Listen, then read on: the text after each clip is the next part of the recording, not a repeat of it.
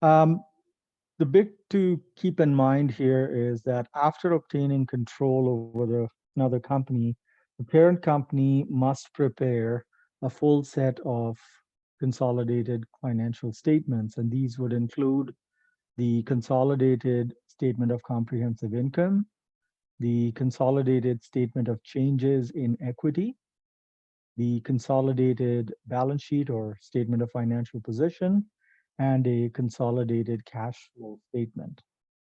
Now, we will in our course be focusing on two of the four statements, which are the consolidated income statement or statement of comprehensive income, if you will, and consolidated statement of financial position, which is the consolidated balance sheet. The other two are prepared, but we will only be looking at brief examples of those in later topics. Those will not be heavily tested items from the point of view of this course. So there's 10 steps that are involved in the consolidation process. Now we are assuming that the parent company, uses the cost method for internal record keeping. And so there is a full conversion from the cost method to consolidation involved. And the full conversion, therefore, has these 10 steps. Is everybody able to see the screen or?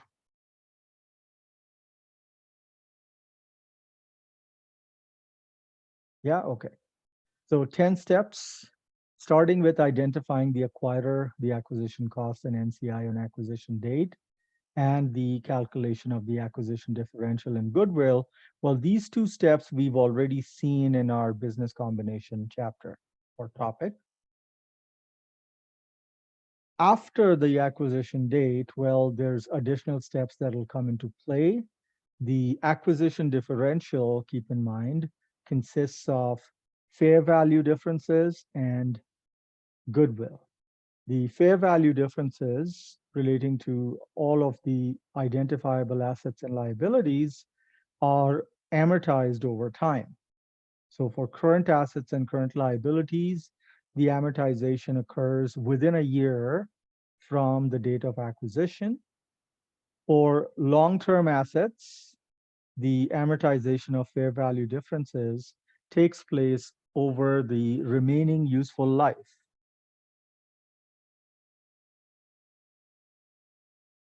And for the long-term liabilities, the fair value difference clears out in over the term to maturity for those liabilities. So we've already done that part in our talk about the investments in associates and investments in joint ventures. So this will be almost like a deja vu event for us.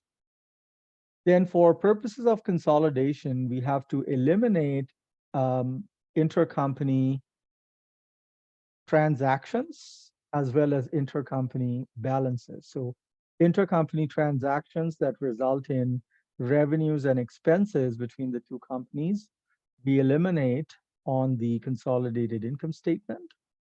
And then the intercompany balances, which relate to amounts receivable or payable between the two companies, these are eliminated on the consolidated balance sheet. So steps 4 and 5 are essentially about identifying those items for elimination on the respective financial statements.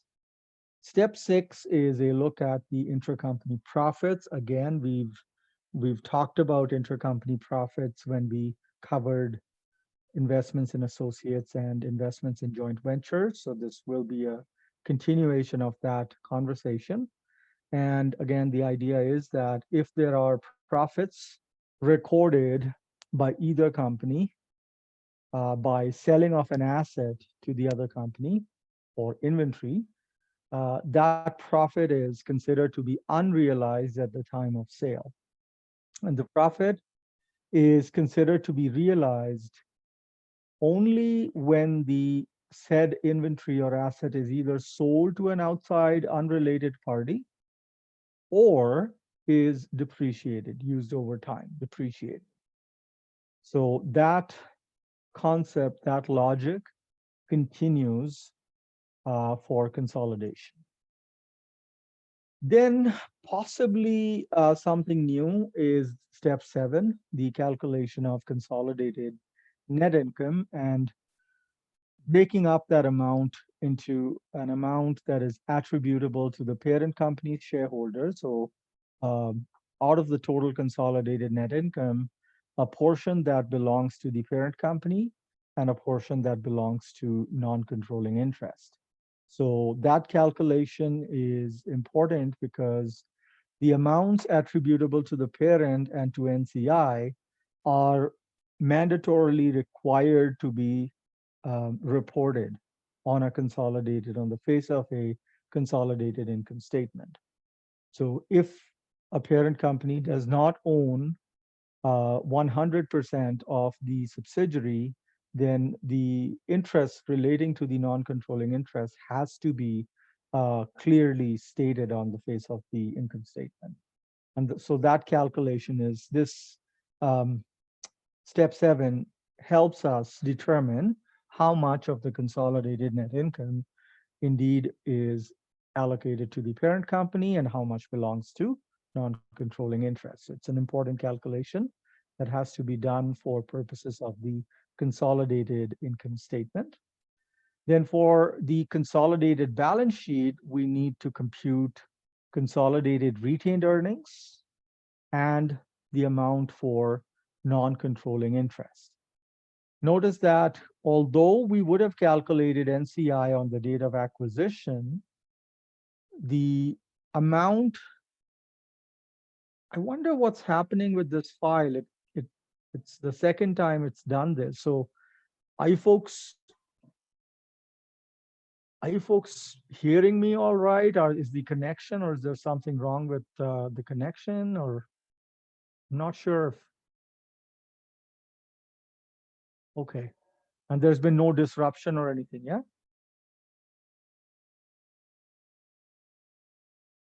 All right, okay, so I'm not sure what's happening here. This is weird. It's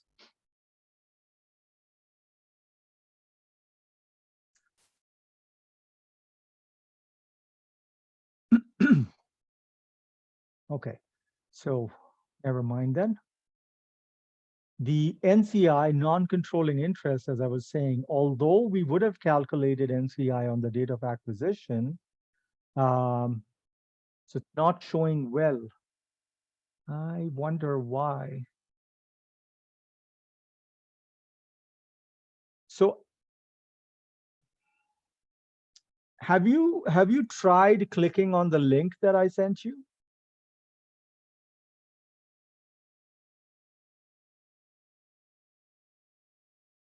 Okay, and you're saying it's not quite the,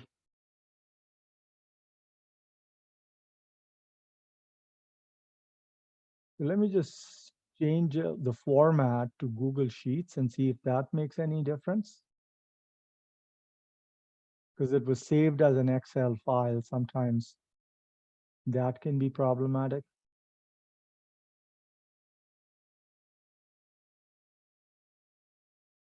Okay, let's hope this one works a little better.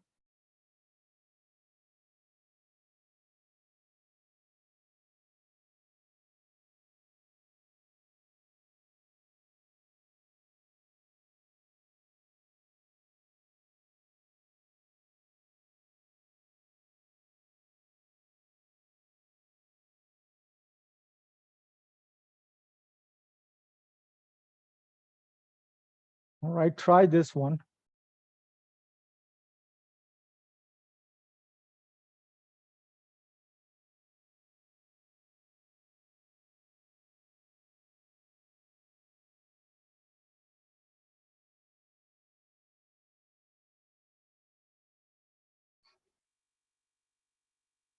Okay, so that's better then.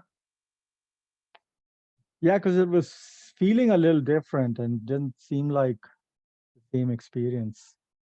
So as I was mentioning, we have to calculate non-controlling interest to be reported for the balance sheet that we're preparing after the date of acquisition, because NCI will have received a share of income from the subsidiary.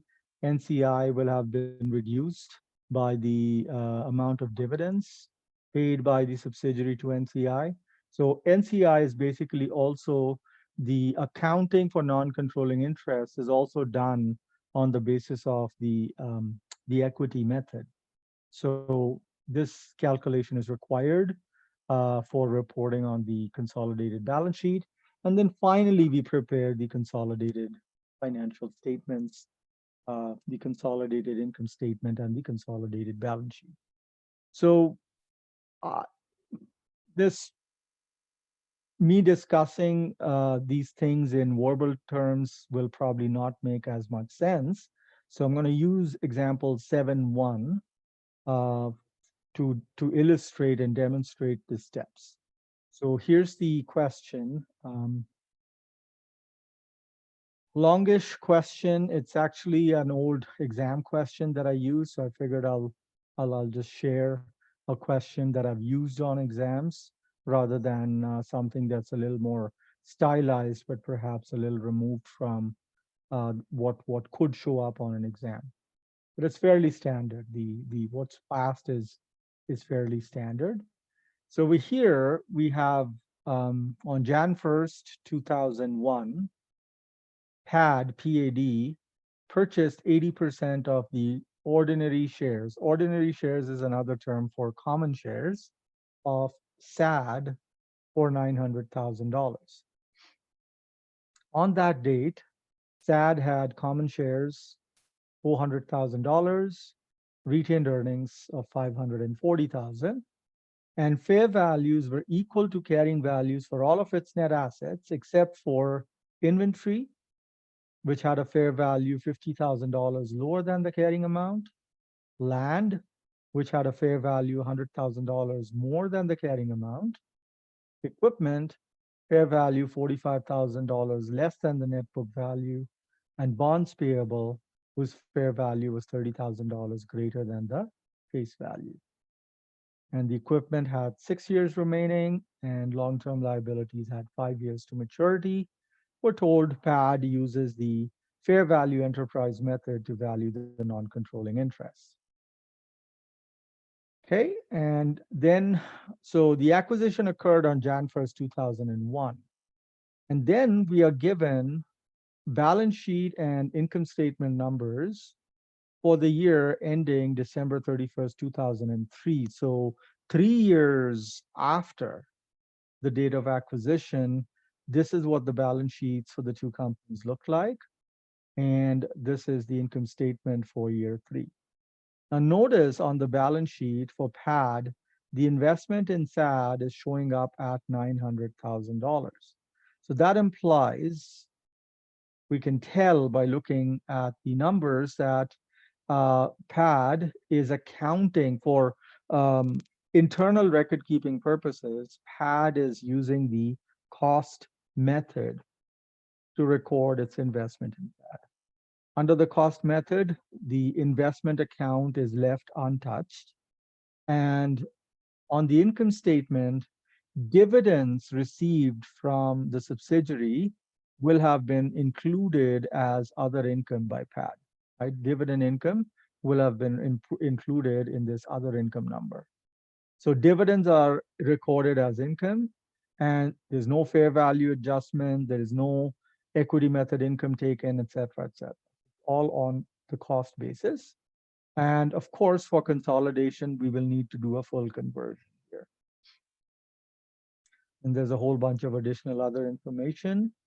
And the requirements are, it's 2 parts to it. First part, make the consolidated financial statements for the year ending December 31st, 2000. So we're going to be making a consolidated income statement and a consolidated balance sheet at that date. So 10 steps, starting with identifying the acquirer, the acquisition cost, In this particular case, it's fairly straightforward because PAD bought the shares and paid cash. So the company that paid cash. Reverse acquisitions happen in case there is a stock swap and the buyer company, if they issue more shares than their already existing outstanding common shares, well, then it is possible for a reverse acquisition to be the case. Here, when cash is paid, there's no reverse acquisition. PAD is the acquirer, and the acquisition cost of 80% of the shares that PAD has purchased is $900,000. So that first step, fairly straightforward. PAD's the acquirer, and the acquisition cost for 80% of SAD company is $900,000. Step two is the calculation of acquisition differential and goodwill. Now, we know that the total value of the subsidiary is the acquisition cost of the parent plus fair value of non-controlling interest, the amount allocated to non-controlling interest. And we learned the different ways that can happen in the business combinations topic. And we know that the preferred approach is to use the market price of the subsidiary's common shares immediately after the acquisition is completed. Unfortunately, we don't have that information, all right? And there's no other way for us to figure out, there's no specialists being brought in, etc. So what we are left with is to use the acquisition cost of the parent's acquisition cost, to get an implied value of 100% of SAD. If 80% of SAD company cost $900,000, then the implied value of 100% can be computed. And the difference between the 100% implied value, which is 1,125,000, as Isaac tells us. So we got the 1,125,000 by dividing 900,000 with 80%. So divide 900,000 by the 80%, 900,000 divided by 80% gave us the 1,125,000. The difference between these two amounts is non-controlling interest. So NCI is basically $225,000. Now, this implied value of 100% of the subsidiary is made up of three things, made up of the net book value of the subsidiary, the fair value differences, and goodwill. So first up, the net book value. In this problem, we were told that at the date of acquisition, which was Jan 1st, 2001, SAD, the subsidiary, had $400,000 of common shares and $540,000 of retained earnings. So there's no goodwill on the books, etc. we have to worry about here. So that's straightforward. Total net book value for the sub was $940,000. And the difference between the implied 100% value and the net book value is the acquisition differential. $185,000 is the acquisition differential. Now that acquisition differential, you'll remember, has to be allocated to the fair value differences of all the assets that could be identified, assets and liabilities. So there were a few fair value differences that were found. Inventory, we were told, had fair value $50,000 lower than carrying value. So inventory was overstated. So if you remember, overstated assets is a negative. Land was understated by 100,000, so that'll be a positive difference. Equipment was overstated, so $45,000 negative in that case. Bonds payable liability was understated, and an understated liability is a negative. So negative 50,000, positive 100,000, negative 45,000, and negative 30,000. 4 items with fair value differences. So we allocate the acquisition differential to these 4 items.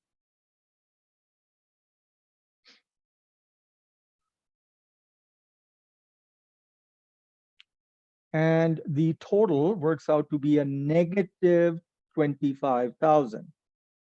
The total of the fair value differences is negative 25,000. So we are looking to split up $185,000 into 2 parts, one part for the fair value difference, the other part for goodwill.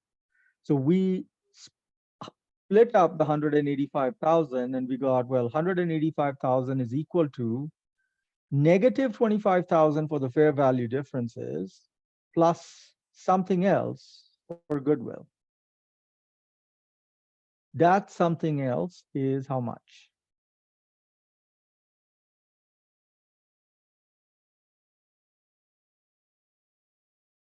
So Hugo, another way to think of it is fair value differences plus goodwill equals the acquisition differential.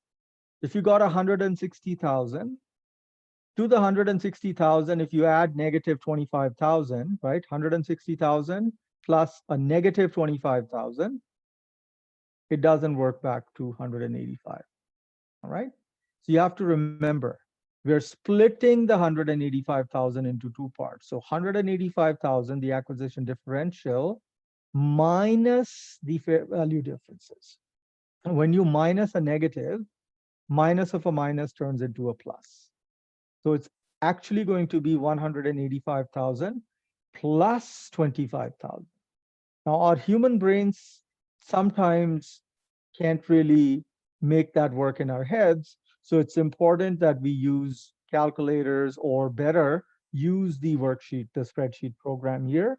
So 185,000 minus, so I just put in this guy here, C101, minus the C106, and I get 210,000. So goodwill here is 210,000.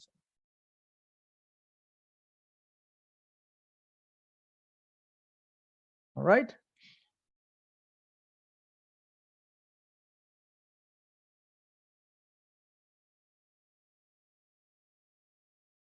Is everybody cool with that? 210,000? Yeah. Okay.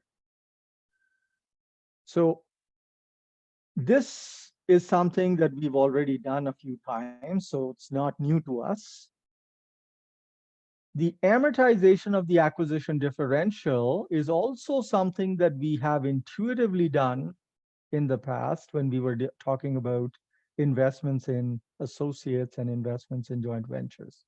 But now we are formally going to prepare a amortization schedule. And what the amortization schedule looks like is you have the items that made up the acquisition differential. So you've got inventory, land, equipment, and bonds payable were the 4 items with the fair value differences. And then the rest of the acquisition differential went to goodwill. So what you do is you start out with the original amounts that existed on the date of acquisition. So notice inventory had negative 50,000 allocated to it. Land had 100,000 allocated to it. Equipment, negative 45,000. Bonds payable, negative 30,000. And the rest, 210,000, went to goodwill. And if you add up all of these items together, you get the 185,000 back for the acquisition differential. This is the entire acquisition differential, basically. Fair value differences and the goodwill. Now, what happens is that the fair value differences are amortized over time. Goodwill is tested for impairment. All right. So inventory is the first item. Inventory is a current asset. Okay. So current assets, or if it had been a current liability item too, so anything that is current, by definition, so the definition of what makes an item current is 1 year from the date of balance sheet, or operating cycle, whichever is longer. Most companies have operating cycles that are shorter than 12 months. So 12 months is the most widely used sort of cutoff point for current assets and current liabilities. Yeah. So for our course, we will simply assume that 12 months is our definition. And so if we have a fair value difference for inventory or accounts receivable, any kind of current asset, or accounts payable, for example, if there was a current liability on the other side with a fair value difference, we'll assume that the fair value difference was cleared out within 12 months or a year, basically within 1 year from the date of acquisition. For land, because land is not depreciable, the fair value difference does not get amortized. The only way for the fair value difference to clear out will be if this land were sold to an outside third party. Until then, the fair value difference on the land will stay. The equipment's fair value difference will get amortized over the remaining useful life for the equipment as of the date of acquisition. And I think we saw it was 6 years. For the bonds payable, that's a long-term liability. The remaining time to maturity was 5 years. So this fair value difference will clear out over 5 years. Goodwill is not amortized. So instead we test goodwill for impairment. And if goodwill is found to be impaired, then it's reduced by the amount of the impairment. All right. So what we want to do is we want to track the amortization of the fair value differences or impairment of goodwill. But we're going to track it in two columns. We're going to have one column for the 2003 year, right? 2003 is the year that we have to prepare consolidated statements for. So we're going to have one column for the year 2003. And the column before that will capture the amortization or impairment from the date of acquisition, that was Jan 1st, 2001. So from Jan 1st, 2001 up to the end of last year. So if we are going to be doing consolidated statements for 2003, the previous year is 2002. So from Jan 1st, 2001 up to the end of 2002. Whatever is the amortization amount, we capture that in this column. And the last column we have is the unamortized balances remaining as of December 31st, 2003, i.e. the end of the current consolidation year. All right. So how do we go about this then? Inventory, because it was a current asset, we said the fair value difference will clear out within a year. So if you look at Jan 1st, 2001, the date of acquisition, to December 31st, 2002, how much time is that? How many years is that? 2 years. So certainly the fair value difference for the inventory, 2 years is sufficient time for that fair value difference to clear out. Yeah. So up to the end of last year, certainly this inventory is no longer with us. It's gone. So put the amortization for the inventory there. Now, something you have to keep in mind is do not mess with the signage, okay? Do not mess with the sign. If the original fair value difference was a negative, then in the amortization, also put a negative 50,000. The negatives and positives also are codes for credits and debits. If you have something that shows up as a positive, that's a debit. Something that shows up as a negative is a credit. So I don't want you to start tinkering with the signage, because otherwise you will end up making errors for the adjustments on consolidation statements. So make sure you don't change any of the signage. So, don't put in, oh, this was an asset, so I want to show the amortization as the opposite sign. Please don't do that. All right? Then it'll be problematic. So 50,000, the negative 50,000 will have cleared out within the first 2 years. So certainly for the year 2003, there will be nothing to record for amortization for the inventory, and there is no balance remaining. So how did we calculate the balance? We took the original amount, subtracted the amortization up to year 2002 and for year 3. So nothing is left for the inventory. For the land, because land is not depreciable, the only way this fair value difference could have been amortized is if the land were sold to an outside third party. That has also not happened. So nothing's been amortized for the land. The entire $100,000 stays.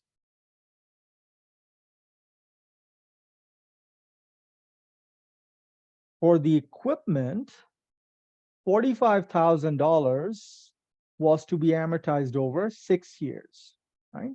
So you can make a note of how many years if you like, right? So equipment had 6 years and bonds payable had 5 years to go. So the equipment, negative 45,000 was to be amortized over 6 years. So 45,000 divided by 6 works out to $7,500. From Jan 1st, year 1 to December 31st, year 2 is 2 years, as you guys said. So the total amortization for that period will be 15,000. And again, remember, don't change the sign. If the original difference was a negative, the amortization amounts will also be coded as negatives. For year 3, the amortization is 1/6 of 45,000 or 7,500. And so the balance that remains unamortized at the end of 2003 is 45,000 minus the sum of these two, or 22,500.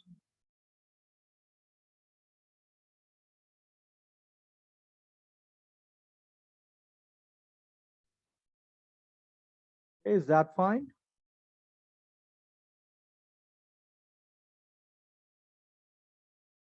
Okay.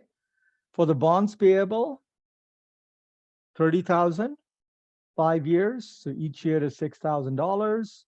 So in the first 2 years, we will have amortized 12,000. In year 3, 6,000.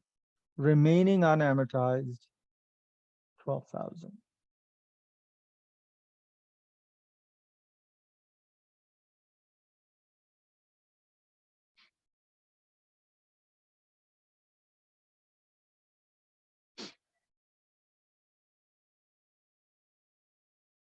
And I've used functions for all the calculations. So you can basically click in the formula bar to see how I got the amount.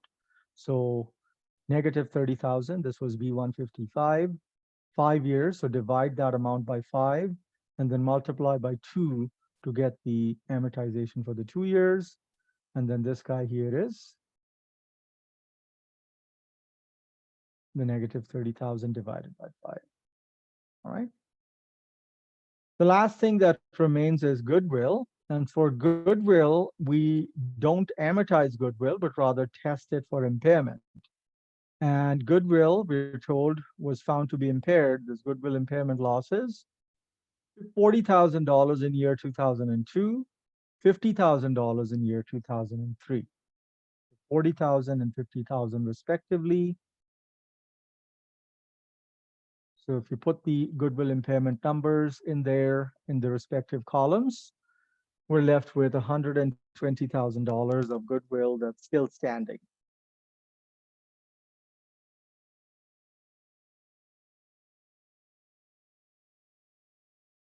Okay. And then if you do vertical sums, just like we did for the first column, you'll find that the balance, the unamortized balance at the end of 2003 is 185,500. And no, that's not a typo. It's just the way the original fair value differences played out. So we had amortization of negative 37,000 up to the end of year two. For the current year, 2003, we have positive 36,500. And then so what we are left with is 185,500.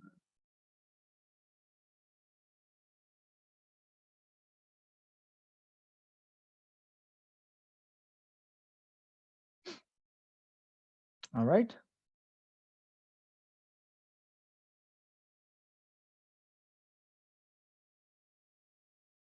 Now, because this company uses the fair value enterprise method to account for NCI, non-controlling interest basically gets 20% of book value, fair value differences, and goodwill.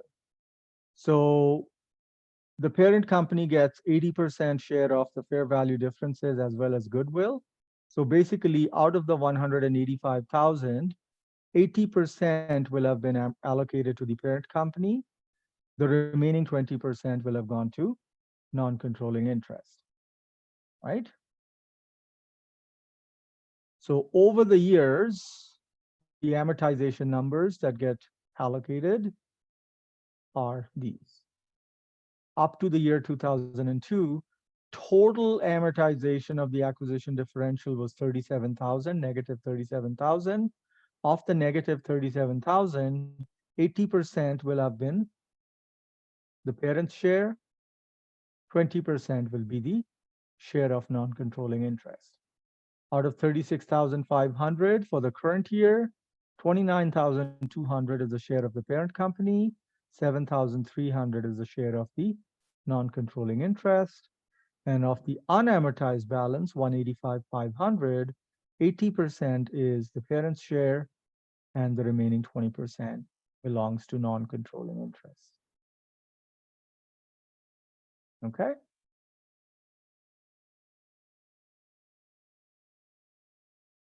This little piece is not required strictly if you're using fair value enterprise, but it is something that you can't escape if you were using the identifiable net assets. If you're using INA for non-controlling interest, then you could not escape it. This is overkill as far as a fair value enterprise is concerned.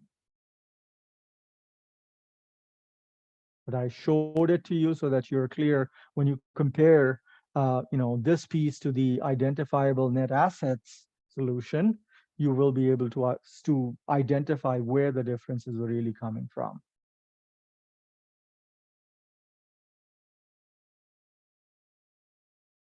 Are we good so far?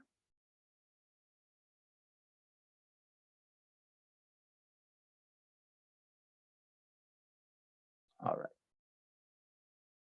The next couple of steps are straightforward enough in the sense that we just have to identify items that have to be eliminated. The first lot is items that will be eliminated on the consolidated income statement. And then the second lot is items to eliminate from the consolidated balance sheet. Now, with regards to step 4, the intercompany revenues and expenses, one very common item is the dividends that the parent company gets from the subsidiary. So if you look at the information here, on December 15th, 2003, SAD declared and paid $80,000 in dividends. Out of that $80,000, 80%, $64,000 that is, will have been paid to the parent, PAD.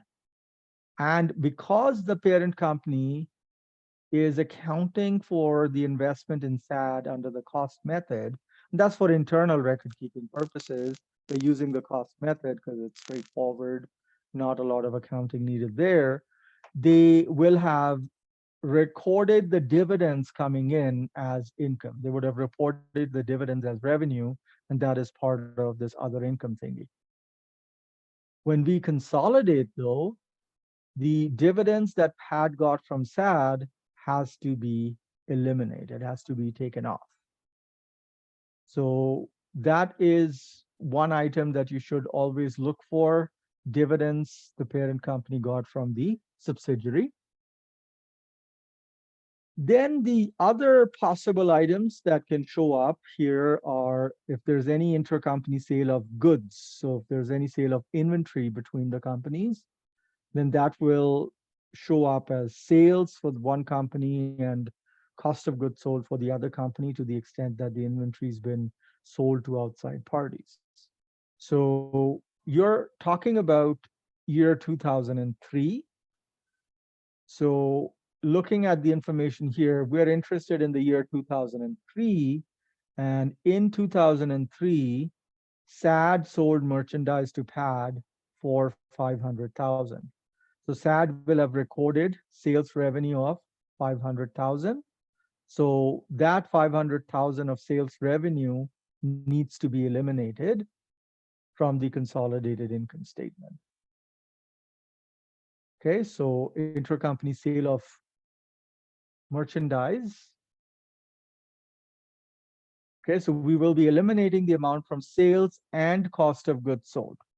Okay, I'll explain more later, but for the time being, just kind of make a note that we will be making eliminations from sales, revenue, and cost of goods sold expense.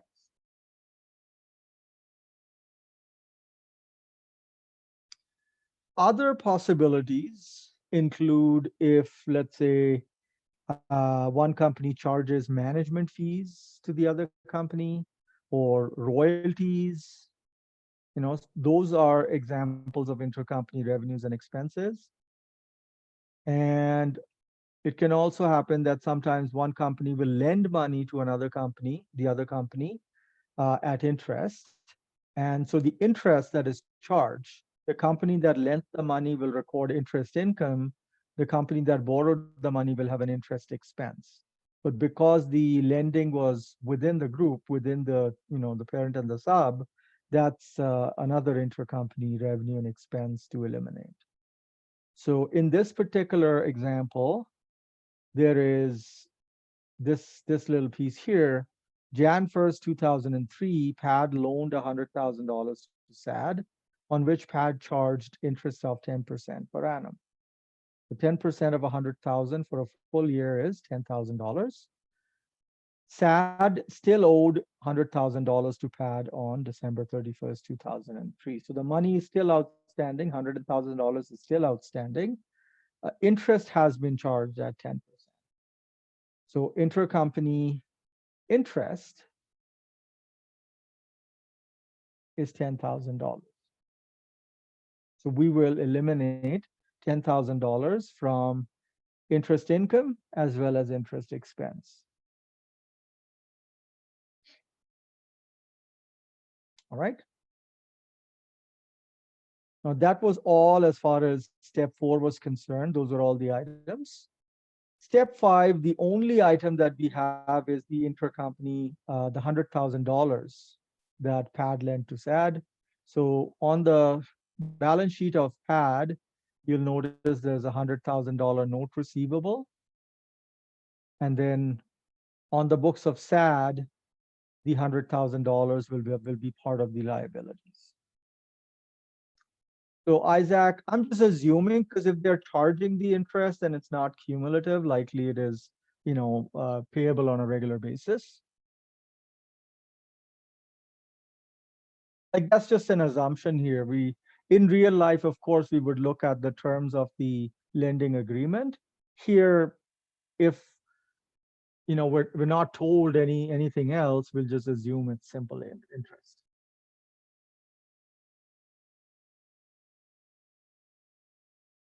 All right. So we're done step 5. Out of 10 steps, we're done step 5. How does that feel, eh? Half the question done?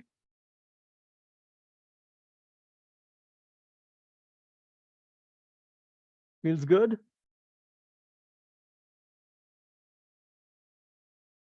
I flatter to deceive though. Although it says there are 10 steps, and yes, 5 is half of 10, These latter steps are much longer. Okay, so what we've done so far, although numerically it seems like half the steps are over, these latter 5 steps are actually going to take a lot of time. So we are possibly not even 20% done. Call me party pooper, but that's the reality, okay? So moving on to more interesting stuff. Step 6, intercompany profits. And from our talk about investments in associates and investments in joint ventures, you will remember that as far as intercompany profits are concerned, we're interested in the outcome of transactions involving sale of assets, so either inventory or some other asset between the two companies on which a profit or a loss has been recorded. That profit or loss is considered to be unrealized at the time of the sale between the two companies. Later on, when the goods are sold to an outside party, or the asset is sold to an outside party, or the asset is depreciated, as the case might be, that intercompany profit or loss becomes realized. So looking at the information here, you'll find that there had been an intercompany sale of equipment, had sold equipment to SAD and recorded a profit of $50,000. The equipment had a remaining useful life of 5 years at the date of sale. So $50,000 of total profit on July 1st, 2001 will have been considered to be unrealized at that date. But since that date, since that time, a portion of this $50,000 profit will have become realized over time. So 50,000 divided by 5 equals $10,000 each year. Gets realized, the profit here gets realized at the rate of 50,000 divided by 5, $10,000 for each full year. So this one will be in play. And here, in the case of consolidations, it matters whether the transaction is upstream or downstream. So remember, if the parent company sells to the subsidiary, then that's a downstream transaction. If the subsidiary were the seller, then it would have been an upstream transaction. So we have a downstream equipment gain in play. So first item, downstream equipment gain. The equipment sale occurred on July 1st. So the profit at that time was $50,000. From July 1st, 2001, up to the end of last year. So last year was the year 2002, up to December 31st, 2002. From July 1st, 2001 to December 31st, 2002. How much time is that? How many years is that? 1.5. And remember, the full 50,000 would become realized over 5 years. So each year is $10,000. So 1.5 times 10,000, $15,000 of the gain will have gotten realized by the end of last year. That means as of the beginning of the current year, the unrealized gain balance was 35,000 before tax, and the companies have a tax rate of 40%. Tax on that 35,000 is 14,000. After taxes, $21,000. So at the beginning of the current year, we would have had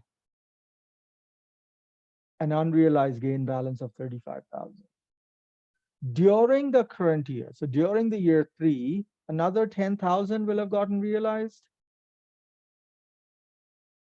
And so what we are left with at the end of year 3 is unrealized gain of $25,000.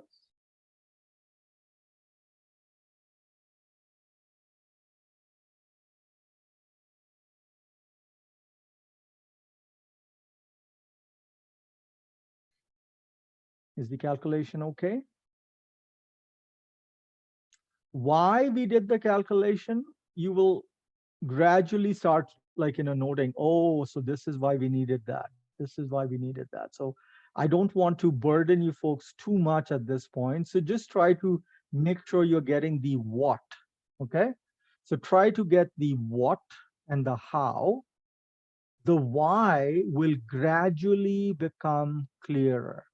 I can explain the why, but chances are some of us are going to start losing the plot. So I'm deliberately suppressing an explanation for why it is that we are doing what we're doing.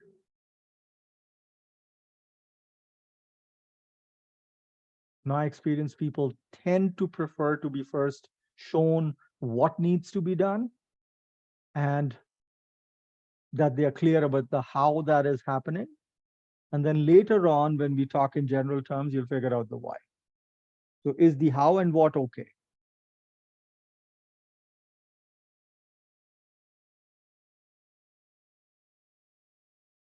All right.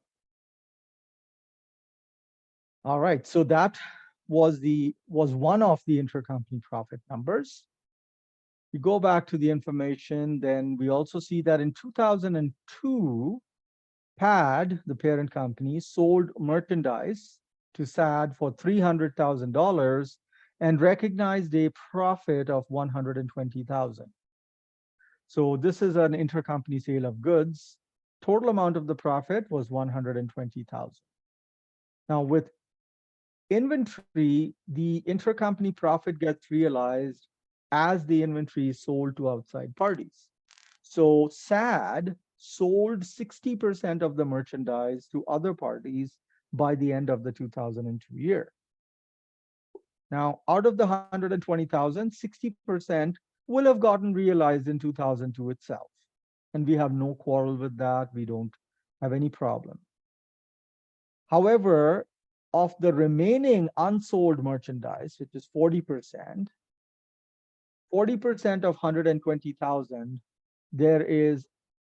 there would have been unrealized profit as of 2002. In the ending inventory of 2002, which is 40% of the total merchandise, there will have been included a profit amount of 120,000 times 40%, i.e. $48,000. Now, at the end of 2002, that ending inventory profit will have remained unrealized. Come 2003, though, the ending inventory from 2002 becomes the beginning inventory for 2003. And the beginning inventory in 2003, well, what happens to it? It gets sold to outside parties, right? And as the inventory gets sold to outside parties, the profit that had been unrealized becomes realized, right? Does that bring back memories from investments in associates and all? Last year's ending inventory profit becomes realized in the current year,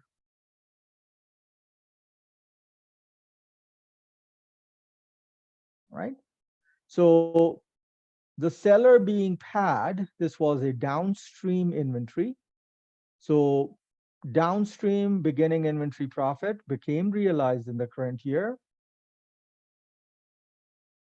The amount of the profit before taxes was 40% of 120,000, 48,000. After taxes, it's 28,800.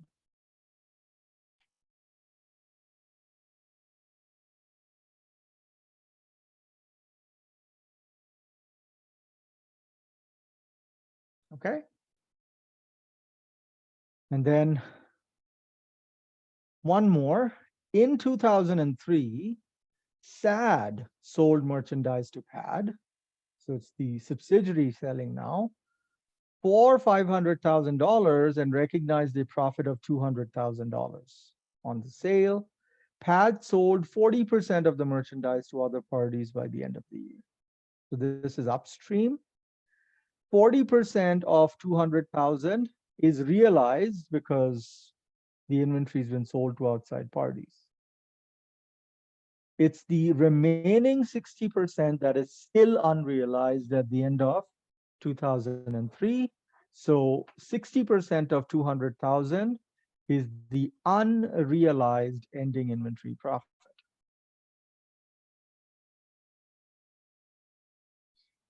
So 120,000 before tax, after taxes, 72,000.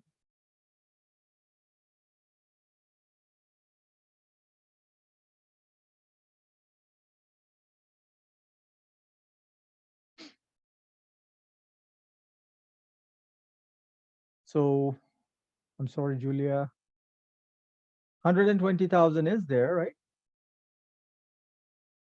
Or are you talking about the beginning inventory? This one?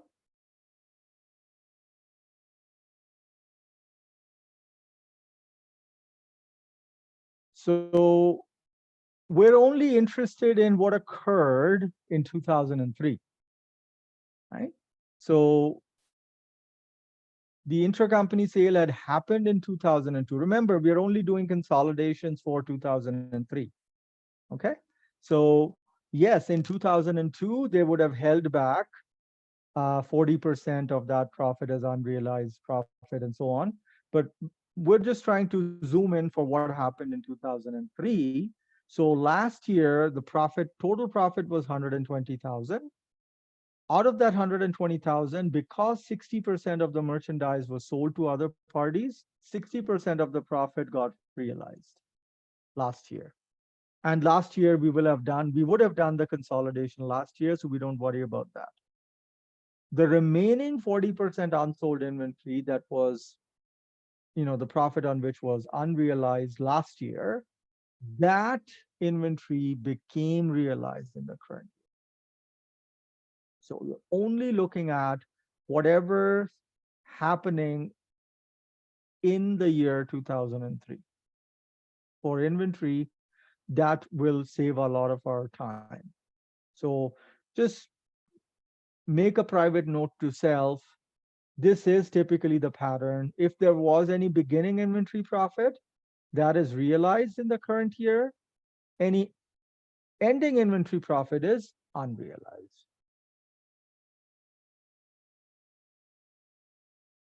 So this could be upstream, downstream is simply a matter of who was the original seller. So if the parent was the seller, it would be downstream. If the subsidiary was the seller, it would be upstream. And it's, yes, nomenclature only, but it also matters where the adjustments are made. So that's coming in step 7. So this time around, it actually matters. All right. This time around, the distinction between downstream and upstream matters.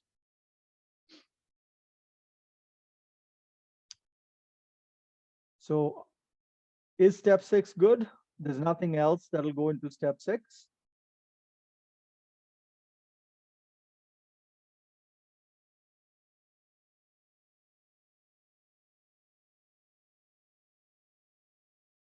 We will not do a recording of realized 120,000. Where's the realized 120,000?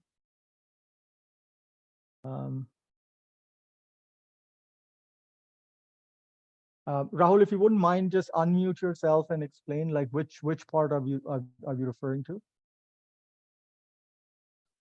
So basically, the 40%, sorry, the 60% is sold and the 40% is left at the end of 2002. So that is right. That will get carried over to 2003. That is correct. And that 2003, because we're looking at 2003, what was carried over from 2002. So 60% was sold. We have no quarrel with that.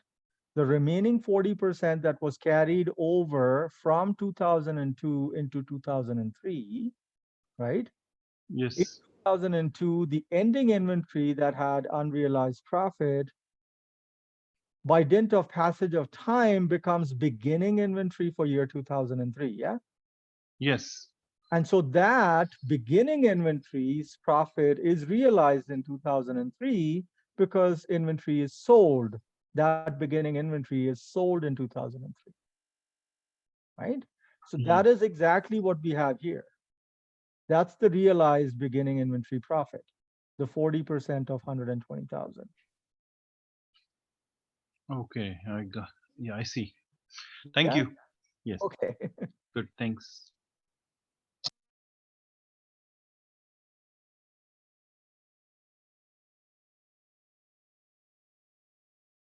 Right. Are we good?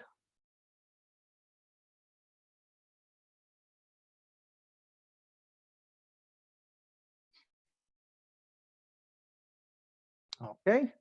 So then moving on to step 7, calculation of consolidated net income. Now on the side here, I've kind of given you what it theoretically is about. So you will be calculating something called the parent's adjusted net income. And if we add to that the parent's share of the subsidiaries adjusted net income, we get the consolidated net income that is attributable to the parent company, right? And I just, this is basically how much gets allocated um, to the parent company's investors. So maybe another way of looking at is we will be calculating two amounts. Yeah, we'll be calculating the parent's adjusted net income, and we'll be calculating the subsidiaries adjusted net income.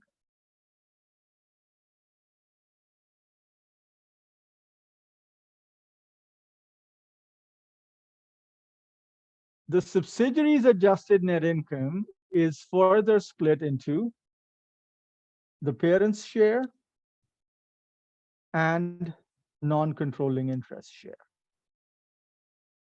All right.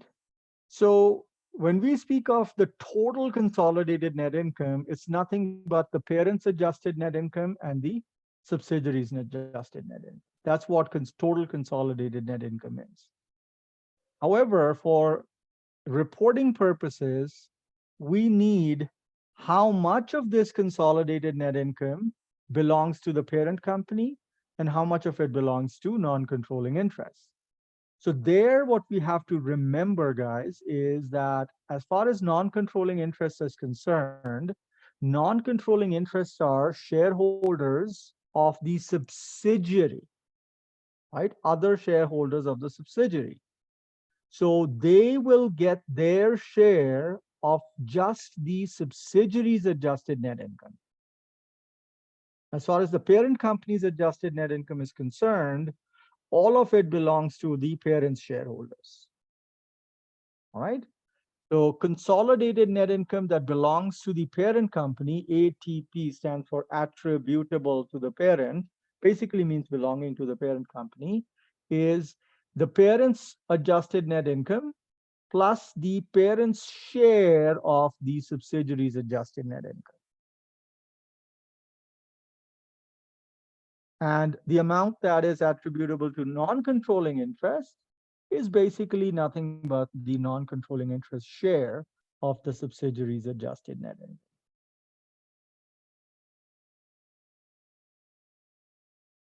Okay, does that make sense? And this is basically what the definition is. When I speak of consolidated net income, I'm essentially referring to the total of the parent's adjusted net income and the subsidiaries adjusted net income.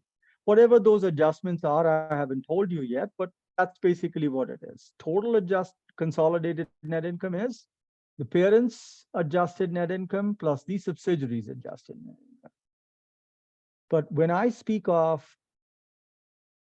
what amount is attributable or belongs to the parent company per se, that amount is made up of the parent's adjusted net income, because the parent company, non-controlling interests do not have any ownership in the parent company, right? So they don't get anything from the parent's adjusted net income. NCI only own a portion of the subsidiary, yeah? So NCI will only get a portion of the subsidiary's adjusted net income. And so whatever is left belongs to the parent. So total consolidated net income that is attributable to the parent company's owners is the parent's adjusted net income plus the parent's share of the subsidiary's adjusted net income. So is that definition okay?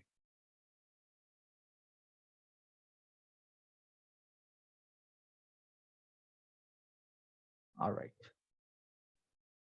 So I'm going to show you the calculation. So first, I'm going to show you a calculation that you can easily adapt to the identifiable net assets method. It's slightly longer. And then I'll show you a shorter calculation, which will only work for fair value enterprise. Okay, so this first calculation is slightly longer. So our starting point is the parent's net income. The parent company here is PAD, and we were given information about the two companies' incomes. So the parent's net income is $267,000.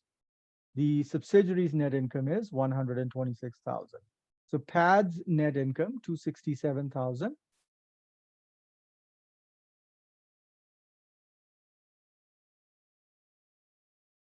To this, we're going to make some adjustments. And these adjustments, again, they are very common adjustments. So over time, this will become hopefully second nature to you folks.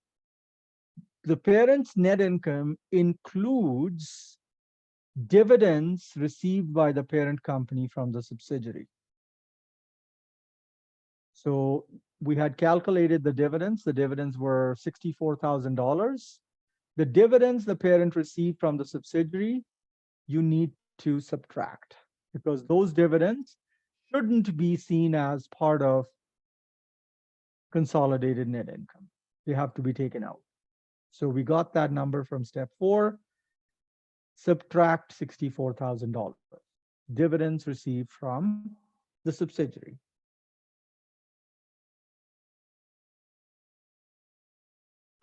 Next, you want to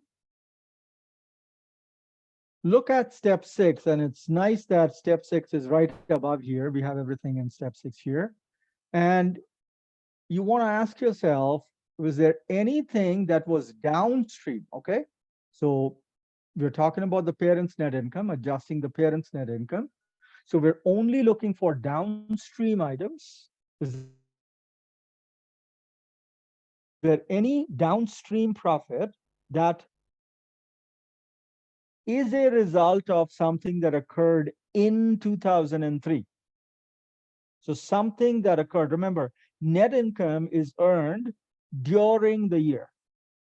So we're looking for downstream amounts that occurred during the year 2003. So take it one by one. I have a downstream equipment gain and I have a downstream beginning inventory profit. Those are the two items. Now, if you were to zoom in into the downstream equipment gain, is there anything in here that occurred or happened or took place in the year 2003?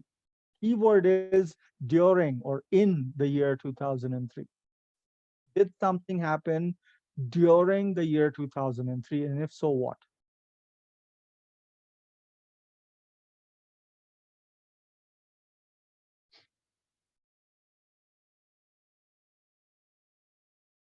So you know it has to have happened in 2003, Hugo. Balances don't happen, right?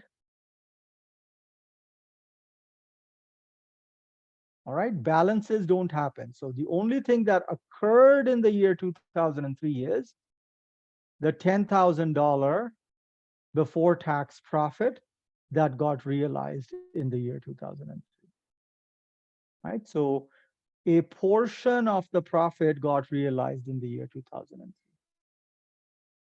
So like that's something that I want to drill in your guys' minds. Balances go where? Where will you report balances?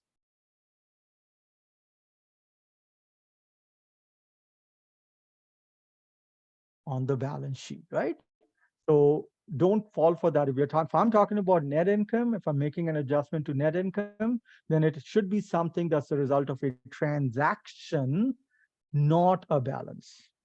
Yeah. So $10,000 before taxes. Now I'm going to be making an adjustment to net income. Net income is after taxes. So a portion of the gain got realized.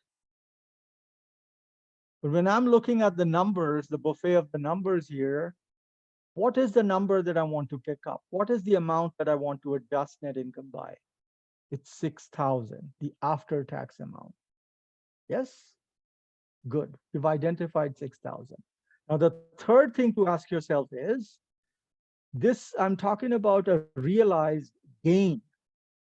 So if a gain gets realized, what should happen to income? There's only two ways it could go. It could either go up or go down.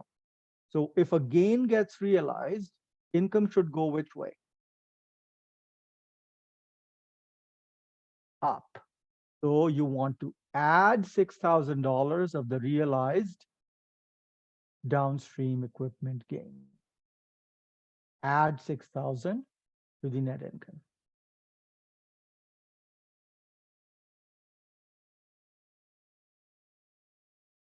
Yeah.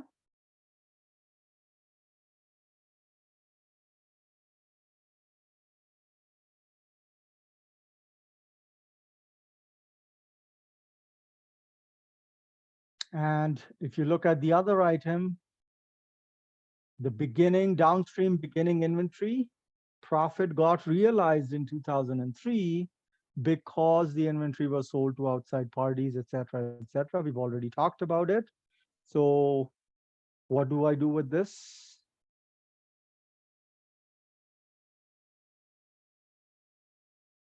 $28,800, sure. And what do I do to the, in terms of the adjustment? Do I add? Do I subtract? I add. Fantastic. There you go. So add the realized beginning inventory profit. And so making these adjustments gives me the parent's adjusted net income, 237,800. So I subtracted 64,000 of dividends received from the sub, added the realized portion of the downstream equipment gain, and added the realized downstream beginning inventory profit. So only downstream adjustments, okay? Just the downstream adjustments.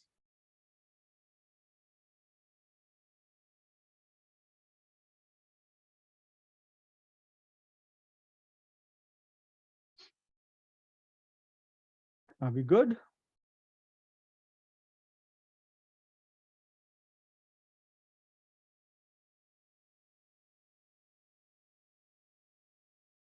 Okay. Similarly, you will take the subsidiaries net income. So the subsidiaries net income was $126,000. Take that subsidiaries net income, $126,000. And there's two kinds of things that will come in here. One will be the amortization of the fair value, the acquisition differential. And then the second one is the upstream profits. So given the fact that under identifiable net assets, non-controlling interest won't get a share of goodwill, the allocation of this, right? So this split of the total amortization between the parent company and the subsidiary is actually different under INA. Not here, because the company is using fair value enterprise, but under the identifiable net assets method, the parent basically gets 100% of the goodwill. NCI doesn't get any goodwill. So NCI is only responsible for its share of the fair value difference amortization, not the goodwill impairment. So because of that possibility, I am showing you a calculation that's a little bit longer. It's one step longer, if you will, than is needed here, but it will hopefully create less confusion in your minds. All right. So I'm just saying, yes, the two possible adjustments will come in are the amortization of the acquisition differential and the upstream profits. I'm just saying, just go with the upstream profits bit. So here in step 6, is there any upstream profit that relates to 2003? 72,000. And what is the nature of this profit? Did it become realized in 2003? Did it, is it unrealized for 2003? It's unrealized. So what should I do? If it's unrealized, I need to subtract. Awesome. So from the subsidiaries net income, you want to subtract $72,000 of the unrealized upstream ending inventory profit. And what you get is, it's not strictly the adjusted net income for the sub, but for our purposes, that's what we will call it. And what we are going to say is, out of this amount, 54,000, PAD as the parent company, because of the fact that it owns 80% of SAD shares, PAD is going to pick up 80% of 54,000, $43,200. But then you'll say, Harjinder, are you not forgetting the amortization of the acquisition differential? No, I'm not. I'm just saying I will make that adjustment separately, standalone. So I go back to step 3 and I say, all right. So for 2003, what is my total amortization of acquisition differential?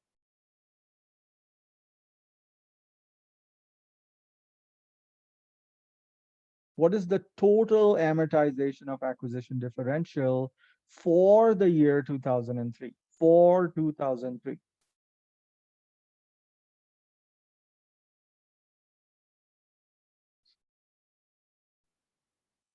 So again, Pradeep, are you looking at, so you should be looking for the year 2003, you are picking up the balance, right? The balance, remember, where do balances go? Balances go on the balance sheet, yeah? So you were looking at the wrong column there. Total amortization is 36,500, of which amount 29,200 will be the share of PAD, the parent company, and 7,300 will be the share of NCI. Okay, so 29,200, that's the amortization. Now, if you look at the number, it's a positive. So if you think about it, scratch your head a little bit, positive is debit. So if you debit net income, which way will it go? Down. Another way to think of it, if you amortize, if you record amortization, what does amortization do to net income?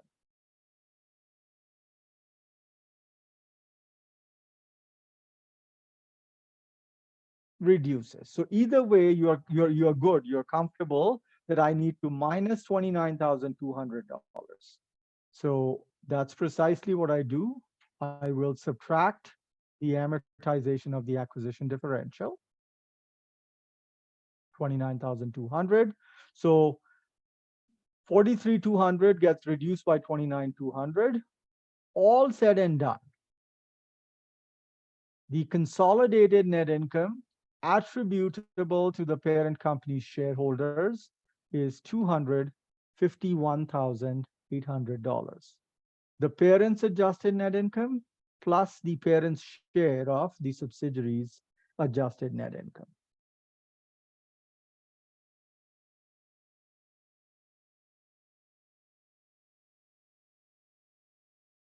Okay, does that make sense?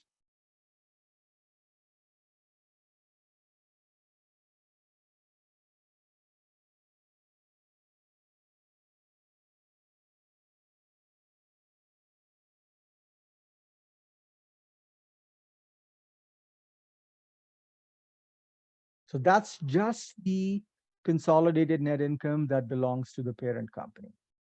We also have non-controlling interest. NCI only get their share of the subsidiaries income. So out of 54,000, if 80% went to the parent company, then the remaining 20% goes to NCI.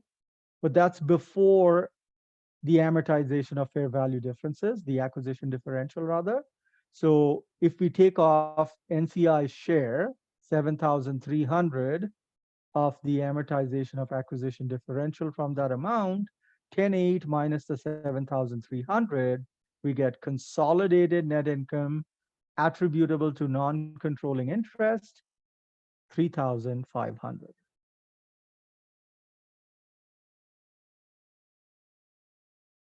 Okay, first this guy, second this one.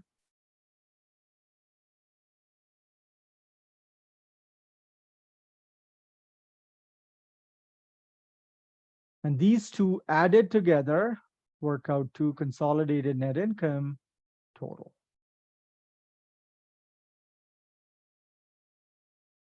This is the total consolidated net income, people. The amount attributable to the parent plus the amount attributable to non-controlling interest. 255,300. This serves as a check figure for when we make the consolidated income statement.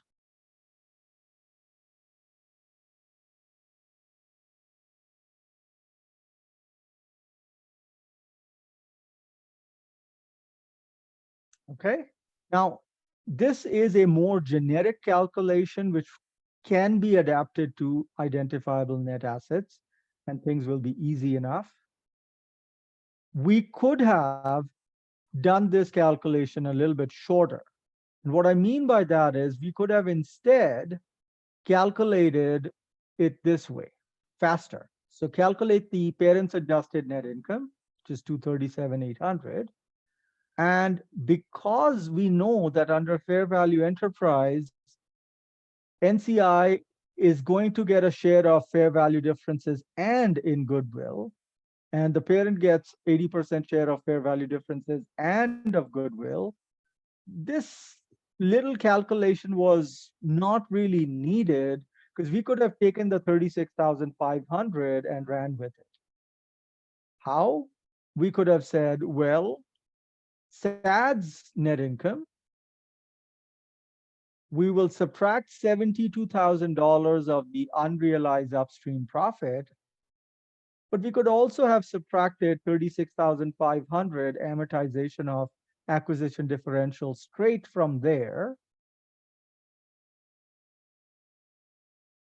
to get 17,500 as the adjusted net income, of which we would have said, hey, 80% belongs to the parent company. So 80% of 17.5 is 14,000. 237,800 plus 14,000 is 251,800. Consolidated net income attributable to the parent.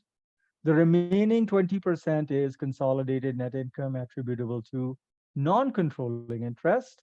So 20% of 17,500, 3,500, and the total 255,300.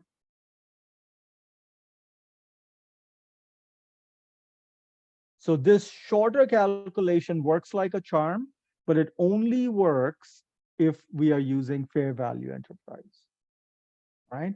So I was initially going to show you this shorter calculation, but then I figured if you are, if you have to do the identifiable net assets method, then it can cause a little bit of trouble because um, this number here, the amortization of the acquisition differential, is not evenly split 80%, 20% between the parent and the sub, because the parent company needs, picks up all of the goodwill.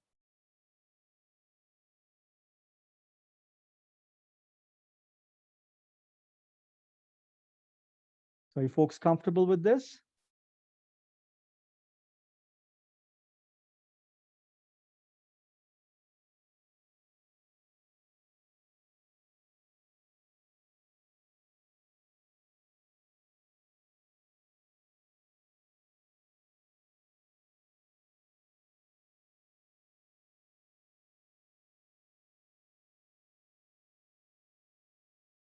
Yeah, we're good with step 7? Awesome. Now, while it is fresh in our minds, I just want us to take a look at the same question. If this company were using identifiable net assets method, so it'll serve as a useful reminder of how the identifiable net assets method calculations worked. Uh, we did that last week, if you recall. So remember, the difference between fair value enterprise and the identifiable net assets is our treatment of non-controlling interest. Under identifiable net assets, NCI receive their share of fair value differences and net book value, but no goodwill. So NCI is a smaller number, no goodwill. And if you remember, there is a correspondence, there's a direct relationship between non-controlling interest and the total goodwill. If non-controlling interest is lower, total goodwill is also lower.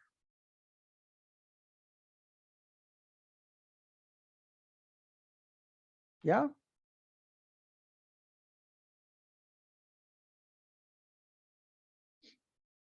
So just wanted to show you where the difference will be felt. So here, acquisition cost of 80% of SAD is still 900,000. Now, NCI on the date of acquisition won't be 225,000. Rather, it will be 20% off book value, which is 940,000, plus this negative 25,000. So 940,000 plus the negative 25,000. When you add them together, you get 915,000 in total. Of that 915,000, if you calculate 20%, you get NCI on acquisition date, 183,000. And notice there is a drop in goodwill. Under fair value enterprise, goodwill had been 210,000. Here, under identifiable net assets, goodwill. So look at the difference. In the fair value enterprise, we had calculated NCI to be $225,000. Identifiable net assets, we said NCI is $183,000. That's a difference of 225 minus 183. If I did the math, 225 minus 183, that's a difference of, what's the difference? $42,000. So notice goodwill that we calculated here for 210,000 under identifiable net assets, it's exactly $42,000 lower.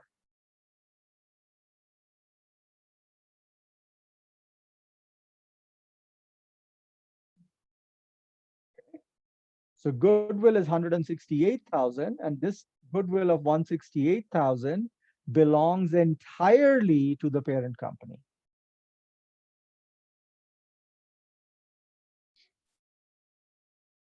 So what does that mean?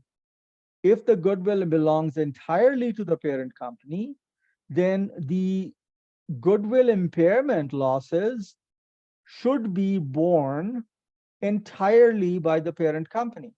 So if we use identifiable net assets for NCI, when we make the amortization schedule, PAD, the parent, is going to pick up 80% of the fair value differences, but 100% of goodwill. So if you look at the math here, PAD is getting 80% of the fair value differences and 100% of the goodwill. Non-controlling interests get only 80%, or rather 20%, their share of the fair value differences, no goodwill.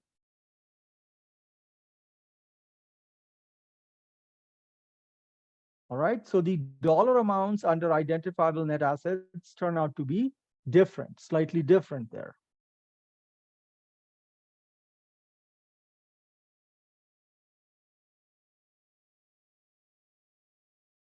Maybe it'll make better sense if we did it this way.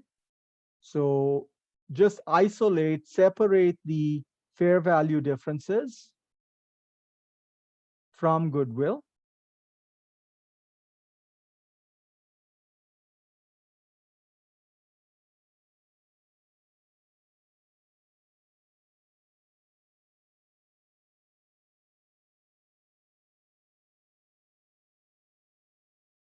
And then you can see here, PAD gets 80% of these fair value differences and all of the goodwill. NCI only get 20% of the fair value differences.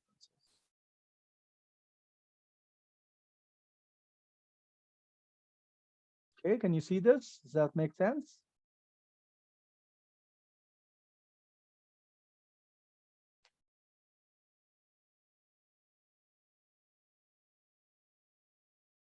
So if that's good, then everything else is the same, except when we get to the calculation of consolidated net income, you will notice that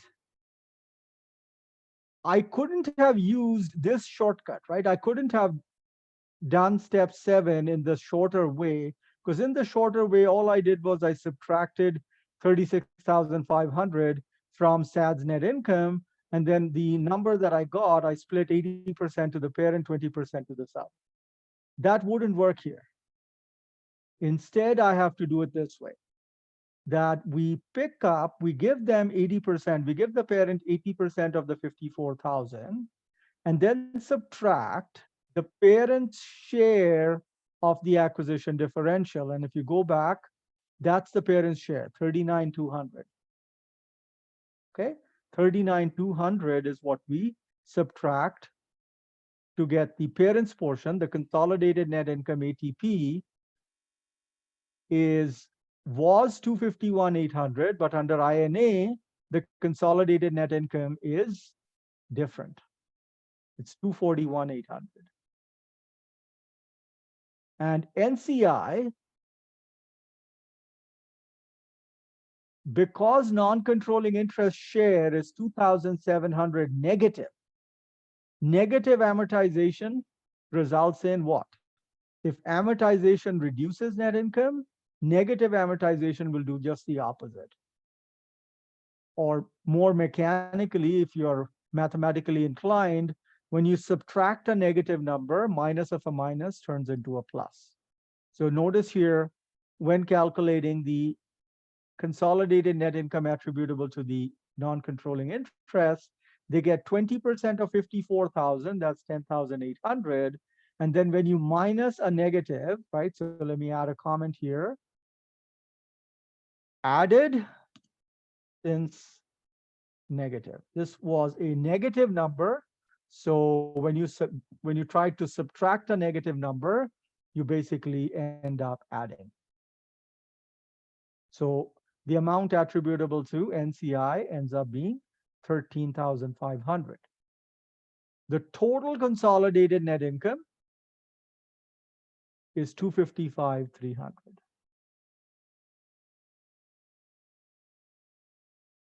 And that number is the same as you had under fair value enterprise. So as far as the total consolidated net income number is concerned, it's 255,300 under both methods. What changes is the relative amounts allocated to the parent company and to NCI.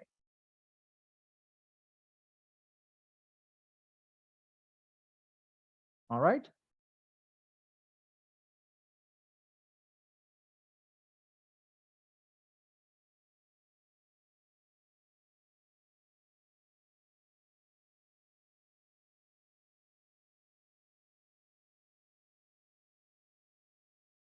So I would suggest that when you're practicing, try to do it this way. So then, it doesn't matter which method is asked for. You can easily calculate the consolidated net income numbers without worrying about, oh, geez, did I forget about the goodwill or not? Assuming you did the earlier math correct, this will be not as um, difficult to work with.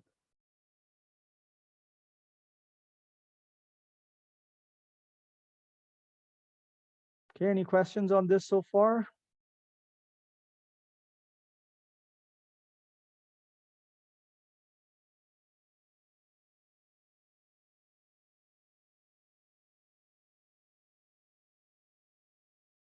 Yes, no, maybe?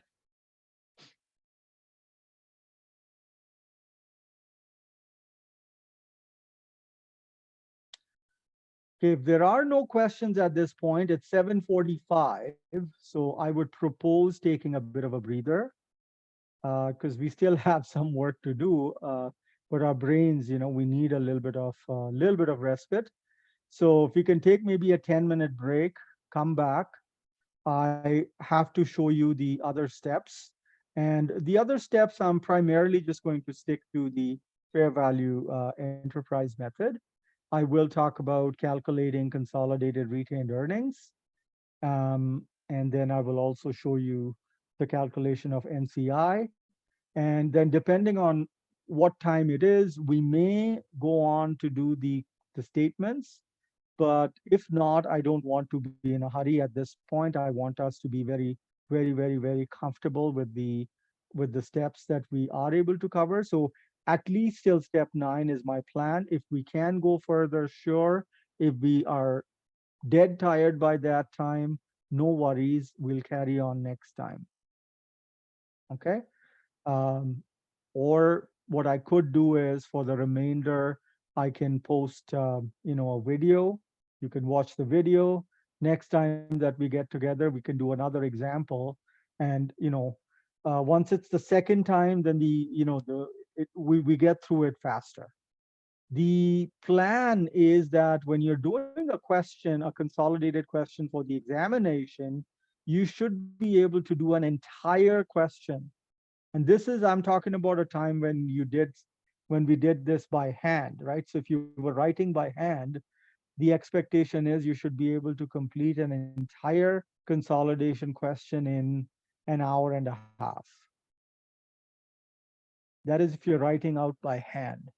When you're using computers, so CPA, the time that they recommend for the question is 1 hour. Okay, for our course, I'm going to plan it to be 75 minutes. So neither, the full handwritten, because you're not writing by hand. There are a lot of things that you can copy, paste. Okay, so you can save on writing time there. And I'm not making it as brutal as the CPA expectation of 60 minutes. To get to that point, though, a lot of practice is needed. And it really will come down to knowing the steps very thoroughly. So even if it means doing the one same question again and again and again, you will just be getting faster with the process. Because unless you know what's really on the exam, you don't know, you can't practice for the exam as such. So, there are questions from the textbook that I'll recommend as well. But rather than going for a lot of variety, you first want to nail the process. You first want to absolutely own the steps. Okay, so that's your plan. So are we good to take a bit of a breather and come back? Okay, so it's 7:48 at this point. I will be back at 7:58 and we'll resume at that point. So I'm just pausing recording.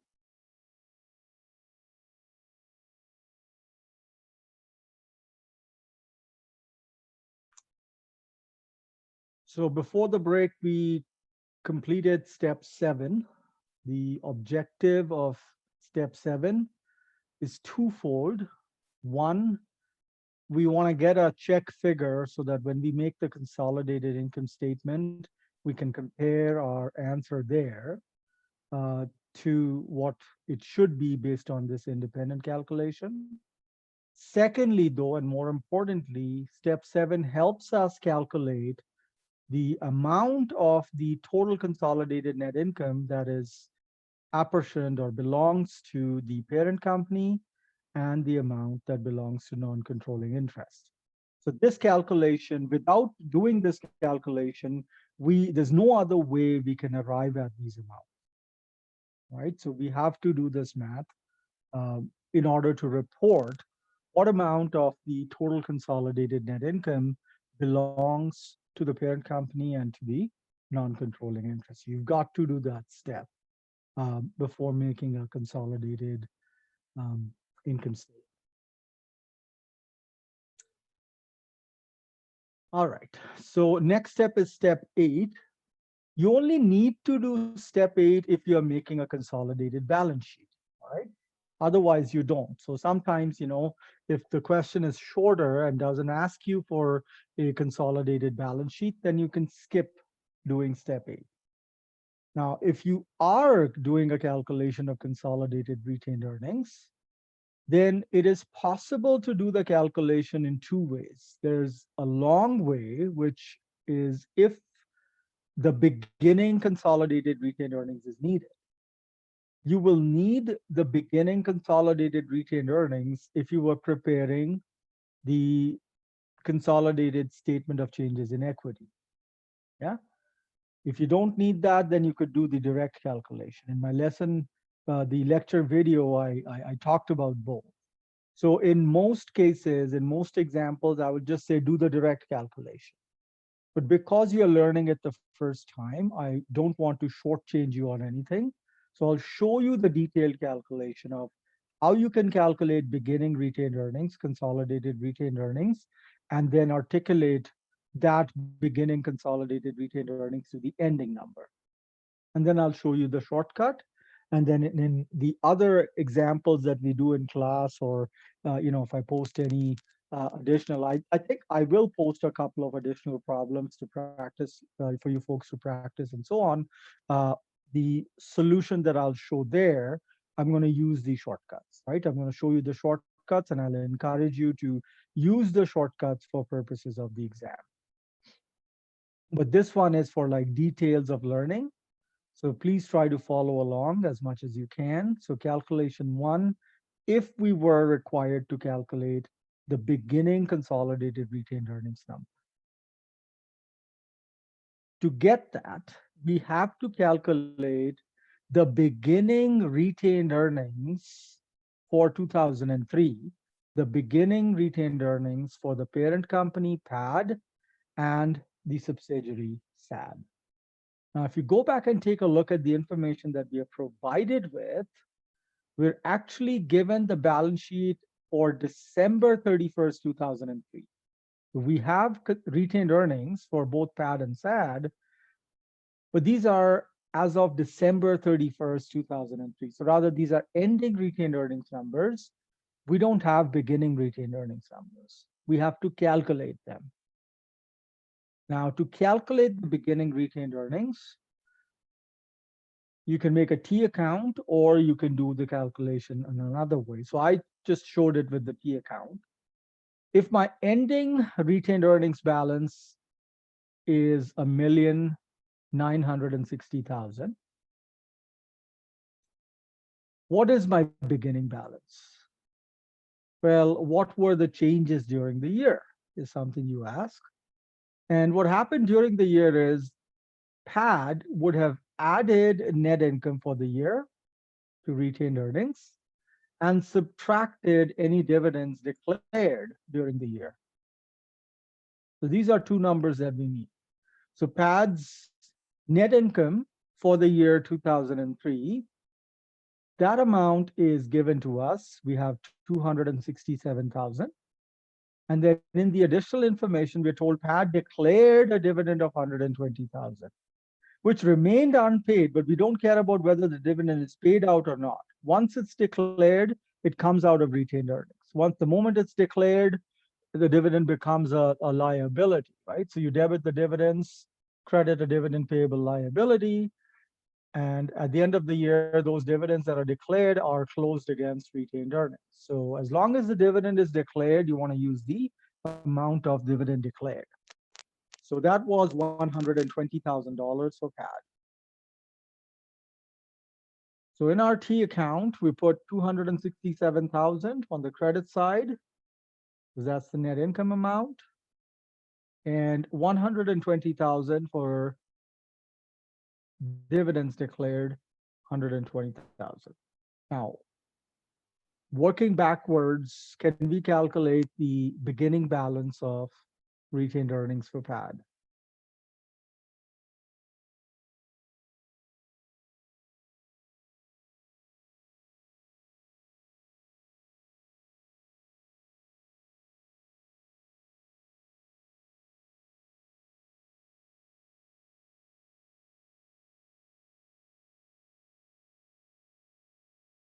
Seems to be a little too low.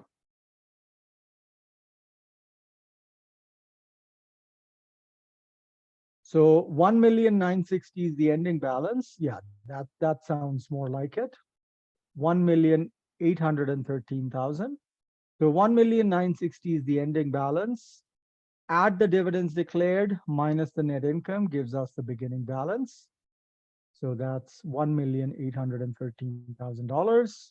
And likewise, if you do the calculation for SAD, you will get the beginning retained earnings for SAD is $884,000.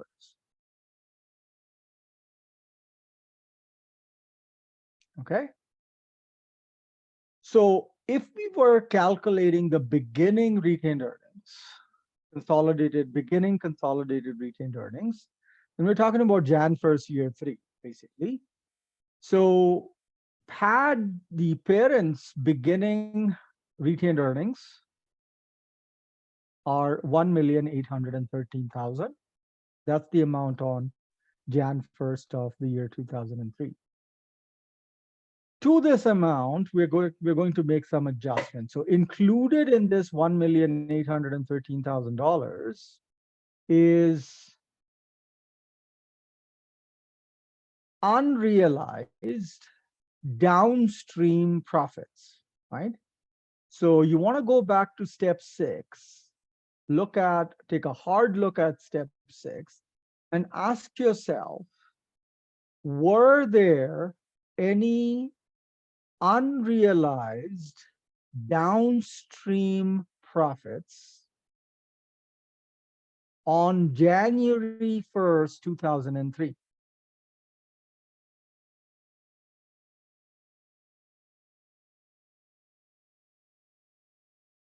So Pardeep says 21,000, and that's for the equipment gain, right?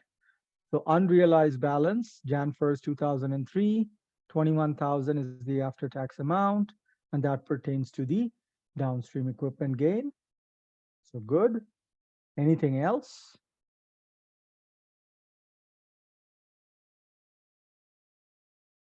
That was unrealized on January 1st. So Isaac, the 15,000 is unrealized, but on December 31st. So we're talking about January 1st, so beginning of the year, all right?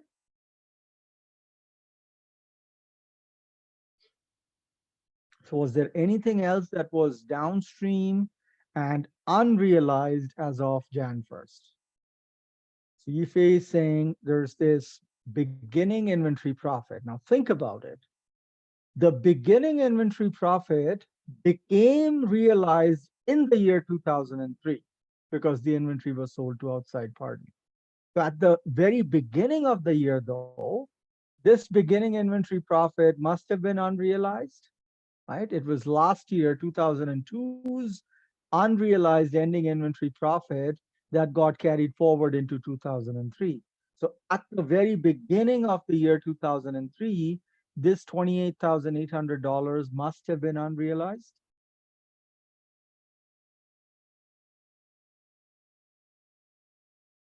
Yeah. 28,800 got realized during 2003. So if it became realized only during 2003, then at the very beginning of the year, the amount must not have been realized. It was unrealized.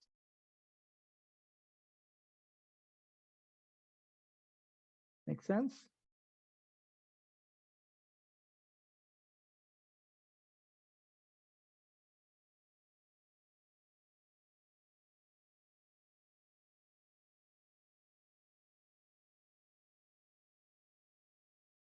Yeah. Okay. So these two amounts, 28,800 and 21,000, because these relate to unrealized profits, my beginning retained earnings is overstated as a result. So I need to reduce. So I must minus these two amounts. 21,000 for the unrealized downstream equipment gain, and then $28,800, the unrealized. And this was unrealized. The beginning inventory profit was unrealized as of Jan 1st, right? We're talking about a point in time. So at that point in time, on January 1st, the beginning inventory profit was unrealized at that time. It became realized in 2003, but at the very beginning of the year, that amount was unrealized. So after we adjust the beginning retained earnings of PAD, we get an adjusted amount of 1,763,200. So as far as PAD's retained earnings are concerned, the adjusted amount is 1,763,200. Now, if you look at SAD's retained earnings, SAD's retained earnings on Jan 1st, year 3 were 884,000. From this 884,000, subtract SAD's retained earnings on the date of acquisition. On the date of acquisition, SAD's retained earnings were $540,000. Now, because this $540,000 was used for the calculation of acquisition differential, I have to subtract it when calculating consolidated retained earnings. Otherwise, the consolidated retained earnings will be overstated because you would have double counted the acquisition date retained earnings. So make sure to subtract to get the change in retained earnings of the subsidiary since acquisition date. You may remember doing the Inverness panorama question that we did for in the topic 4 or 5. I showed you guys how to do a calculation for the investment account. This is pretty much along the lines of that calculation, right? So the change in SAD retained earnings since the date of acquisition is 344,000. This particular change, I have to make adjustments for any beginning of the year upstream profits. So were there any upstream unrealized profits at the beginning of the year? So were there any upstream profits in 2003 at the beginning of the year?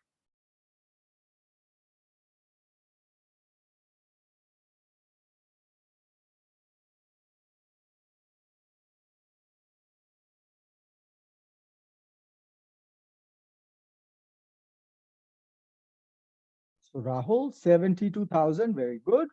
That is an upstream ending inventory profit. So the question to ask yourself is, did this ending inventory for 2003 exist at the beginning of the year?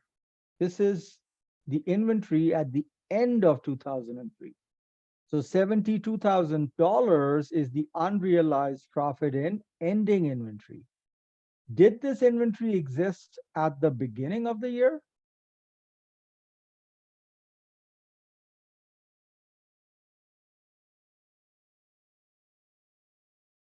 No.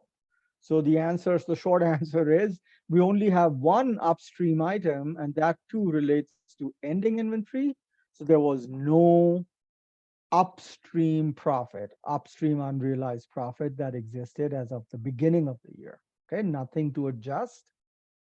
Just so that you folks are able to remember, I'm just leaving a blank item there that if there had been any upstream beginning profits, we would have subtracted them. There's none here. So after making that adjustment, we get the adjusted change in SAD's retained earnings since the date of acquisition, 344,000. Of that, 80% belongs to PAD. So 80% of 344,000, 275,200 is the total for that belongs to the parent company. If you add 275, 200 to the parent's own adjusted retained earnings, and you have to remember to also take into account the accumulated amortization. So from the date of acquisition up to January 1st, 2003. So Jan 1st, 2003 and December 31st, 2002 will have the same amounts. So up to December 31st, 2002, what is the accumulated amortization of the acquisition differential that is attributable to the parent company to PAD? So of the amortization recorded, how much belongs to the parent company? From the date of acquisition up to the end of 2002, how much is the amortization that is attributable to the parent company?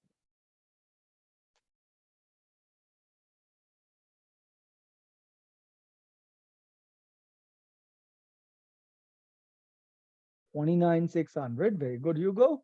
And that 29,600, folks, is a negative, right?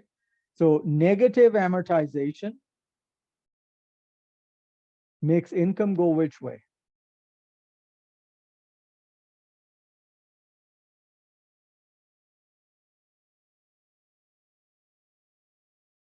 Up. If that doesn't make sense, think about it another way. Negative means a credit. If you credit income, if you credit retained earnings, let's say here, you credit retained earnings, which way will it go? It'll go up. Okay. So you can either think about it in terms of debits and credits, or just in terms of pure arithmetic here. If you subtract a negative, minus of a minus ends up being a plus. So you need to adjust for the accumulated amortization of the acquisition differential, the PADS share. Now you're adding because it was a negative, added because it was negative. You would have otherwise subtracted. You subtracted a negative number, the result being you add. So add up these amounts, add up the parent's adjusted retained earnings to the parent's share of the change in the subsidiary's retained earnings since the date of acquisition, and the parent's share of the amortization, accumulated amortization of acquisition differential, and you get beginning consolidated retained earnings. So Jan 1st, 2003, the consolidated retained earnings was $2,068,000.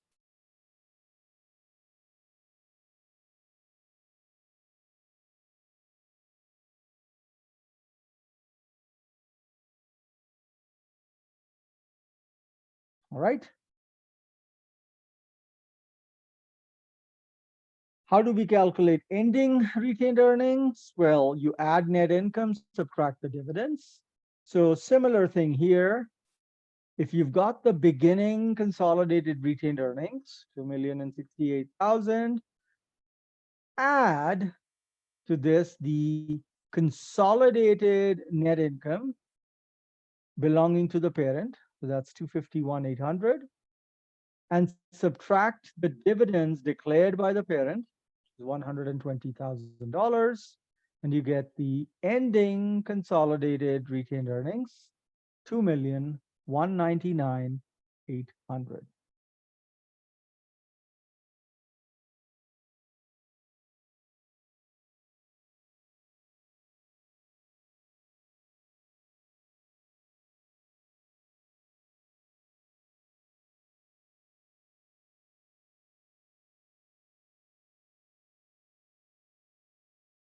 So the amount that will be reported on the consolidated balance sheet at the end of the year is 2,199,800.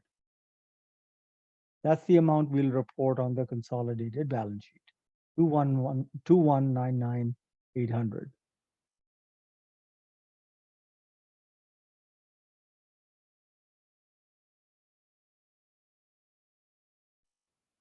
All right. Now that's the long calculation.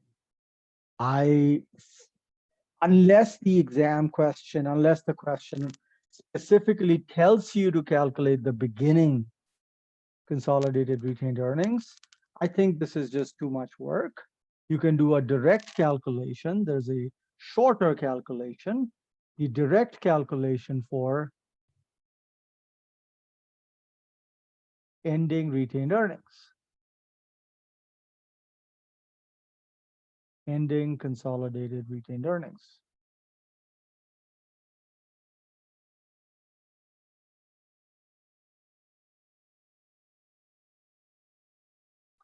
And that calculation goes in this manner.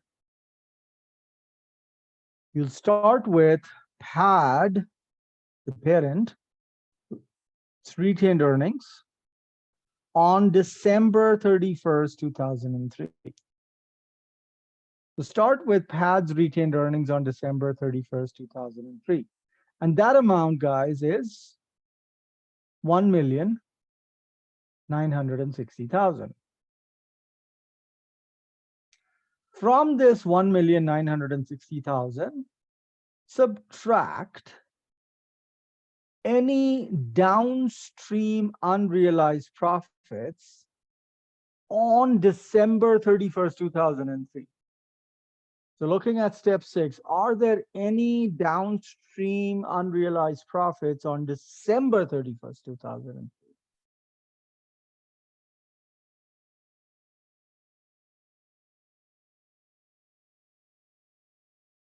$15,000 for the equipment. Anything else? What about the 28,800? Is that there? Remember, it's got to be still unrealized, right? It's not unrealized anymore. So that 28,800 is gone. So the only thing that remains unrealized at the end of 2003 from a downstream point of view is the $15,000 after taxes for the downstream equipment gain. So I only have to subtract the unrealized downstream equipment gain on December 31st, 2003. And that amount, my friends, is 15,000. So putting these two together, I get PAD's retained earnings on December 31st, 2003, adjusted, equaling 1,945,000. Likewise, I'll take SAD's retained earnings on December 31st, 2003. Now, SAD's retained earnings on December 31st, 2003 are 930,000.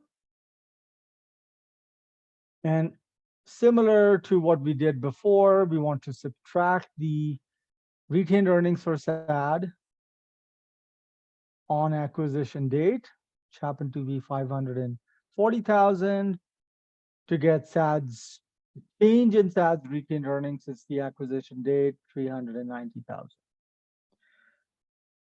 To this amount, we make an adjustment for any upstream profit on December 31st, 2003. Is there any upstream profit unrealized on December 31st, 2003?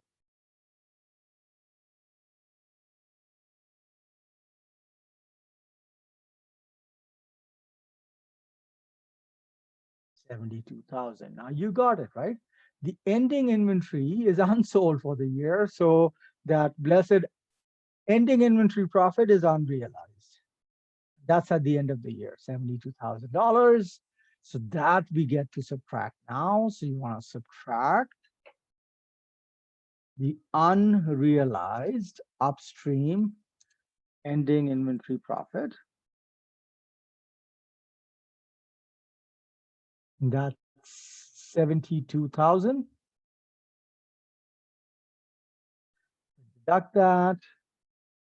I get the adjusted change since acquisition date, 390 minus the 72, 318,000.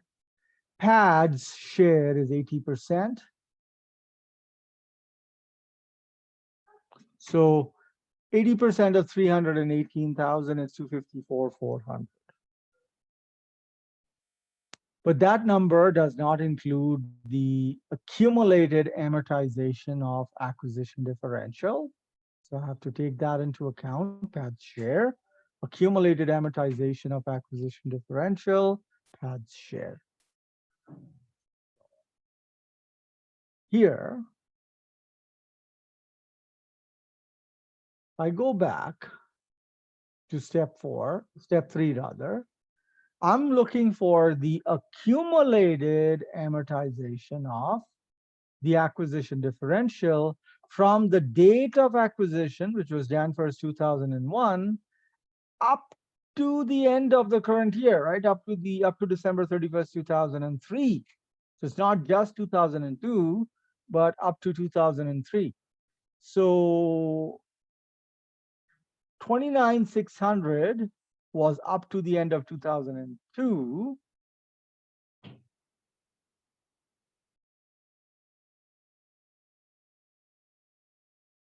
29,200 debit is for 2003. So Pardeep, it's not only 29,200, it's accumulated from the date of acquisition up to the current date.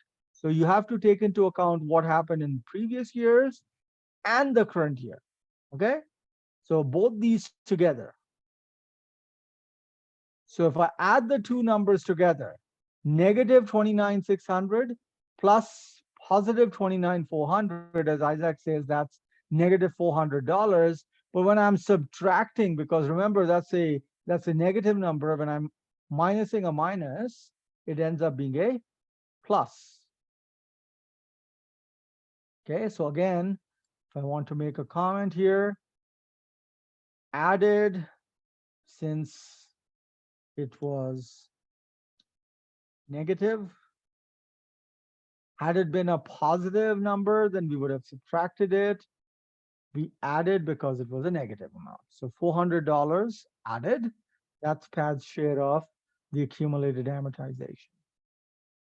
So now, after you put these together, $400 plus PAD's share of the adjusted change plus PAD's own adjusted net income, you get 2,199,800, which, my dear friends, is basically the same number that you had here, consolidated retained earnings on December 31st.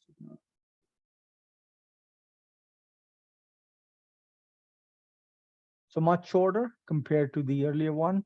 You didn't have to bother with the beginning numbers. You could just directly calculate the ending number. Now, in the textbook itself, the solutions to the textbook problems, sometimes they show the calculation this way, sometimes this way. On the exam, I say just do it this way and you're good, right? If you're just looking for the ending consolidated retained earnings, why do you need to bother with the beginning amount? But in certain cases, if they ask you to calculate the beginning retained earnings, consolidated retained earnings, then you have to do it. Okay, so I've shown you both the approaches. You should be prepared for both, but in most cases, you'll only end up doing the direct calc.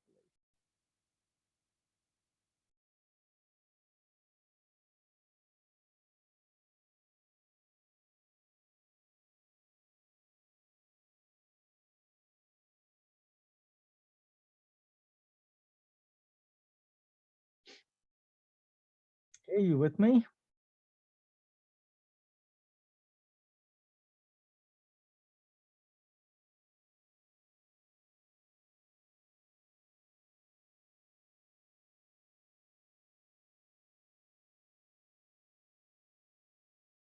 So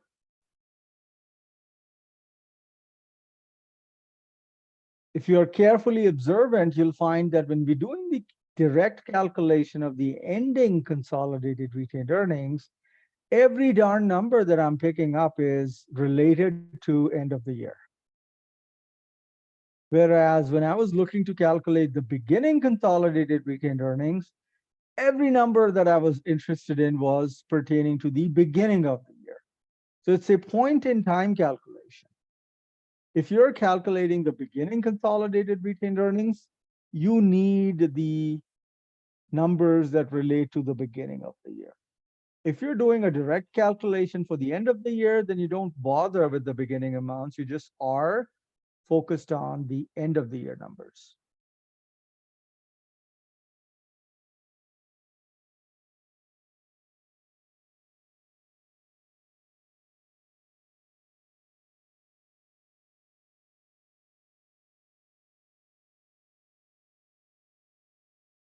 Are we good on this?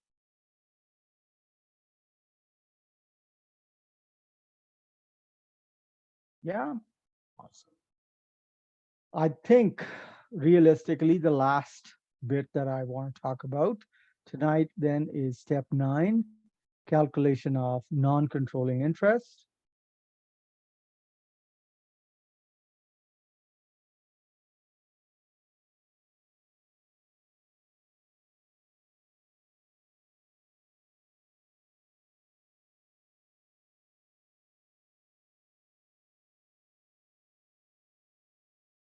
So this calculation, I'm just going to show you the shorter version first. Okay, the shorter version is, well, non-controlling interest, they are supposed to get a portion of fair value, a portion of net book value first, then their share of the fair value differences, and goodwill. Under fair value enterprise, we also give them a portion of goodwill.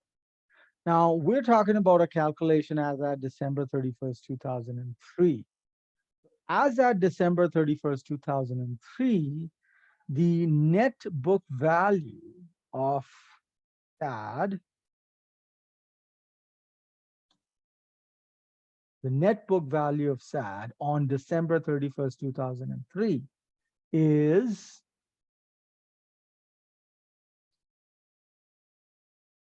$400,000 for the common shares, $930,000 for retained earnings. So 400 plus 930,000.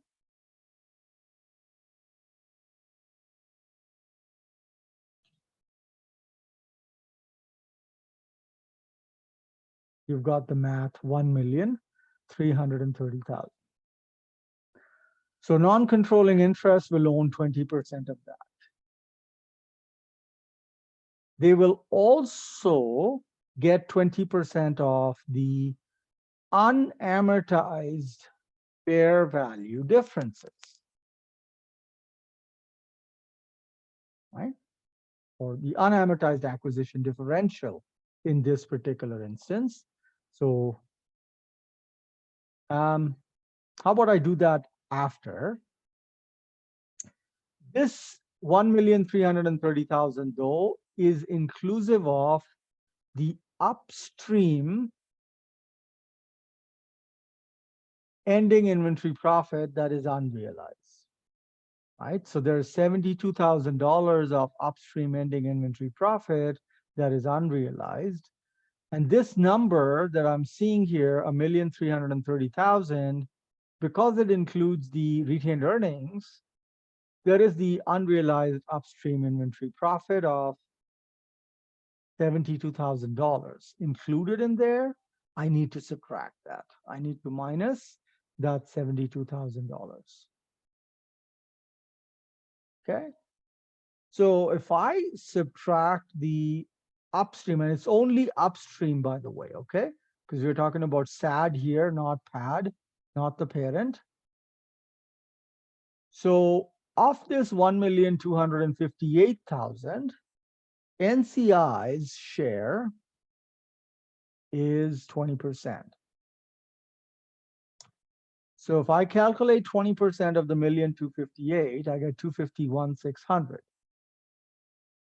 But that amount, my friends, is not including NCI's share of the unamortized acquisition differential. So remember, step 3,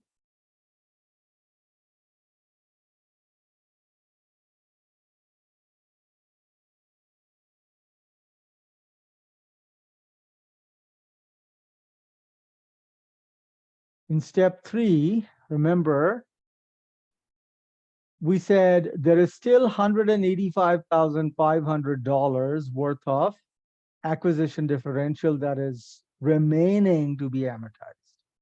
And out of this 185,500, 20%, $37,100 belongs to non-controlling interest. Yeah.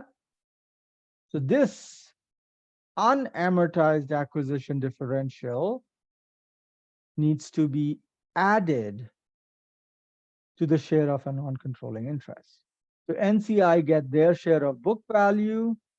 They make the adjustment for any upstream profits that are unrealized, and then add this portion. Sorry, I put it in the wrong place. 37,100 is what should be here. So 251,600 plus the 37,100, we get $288,700, and that is non-controlling interest for the consolidated balance sheet.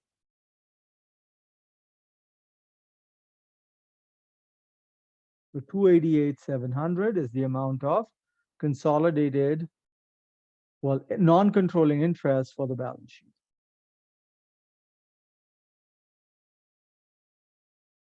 This is the shortcut.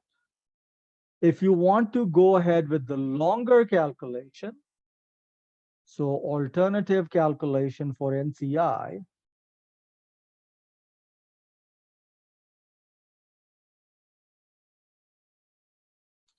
the longer calculation goes thusly. You start with NCI on acquisition date. And my friends, you must have the NCI from acquisition date. On acquisition date, non-controlling interest was calculated at 225,000. That 225,000 will be adjusted. So NCI's share of SAD's adjusted change in SAD's retained earnings. Remember, out of the 318,000, we gave 80% to the parent company, but the remaining 20% must belong to NCI. So if you calculate 20% of 318,000, you get $63,600. So that belongs to NCI. And then the second thing is NCI's share of the accumulated amortization of acquisition differential. So if you go back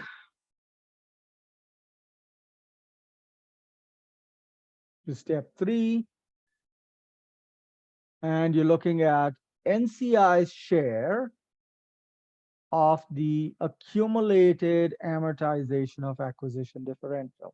So from the date of acquisition up to 2002 was negative 7,400. And then for 2003 is 7,300 positive. Added together, you get negative 100, which when you subtract, you end up adding. So NCI's share of the accumulated amortization is 100. Add them up.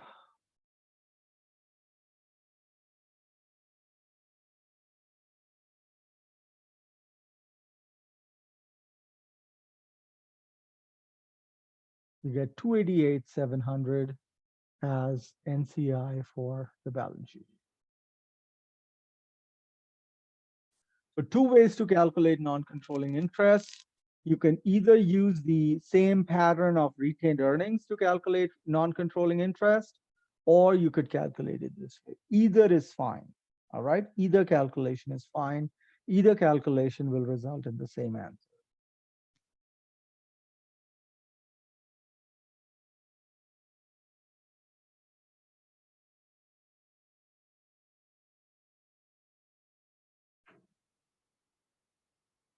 Okay, is that understood? Yes, so this is for fair value enterprise. If we were doing it for identifiable net assets, then I already have the math done for the retained earnings number, right? I've already got the math done for retained earnings. That number doesn't change. For non-controlling interest, you can calculate step 9 non-controlling interest. Now I'm just doing the direct calculation here. For non-controlling interest, under identifiable net assets, the net book value is still going to be 1,330,000. And you're still going to subtract the upstream ending inventory profit of $72,000.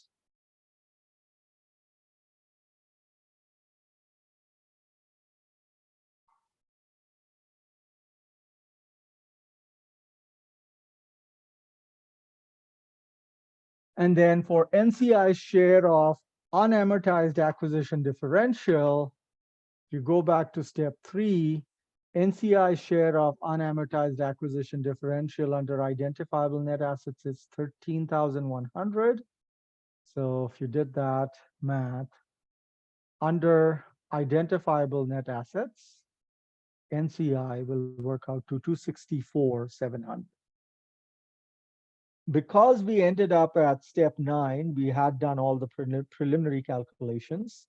Tonight, we will look at the consolidated income statement and the consolidated balance sheet. So first, I want to talk about the consolidated statement of comprehensive income.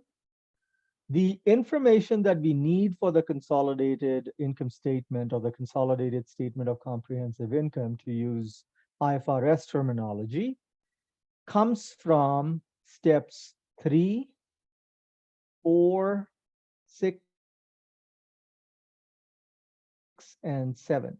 So Hugo's asking me to wait 1 second. Oh, why would you use one method over the other in step 9 to calculate non-controlling interest? I would not use one method over the other. I just showed this 2 different ways of calculating the same number. You pick the one that you like.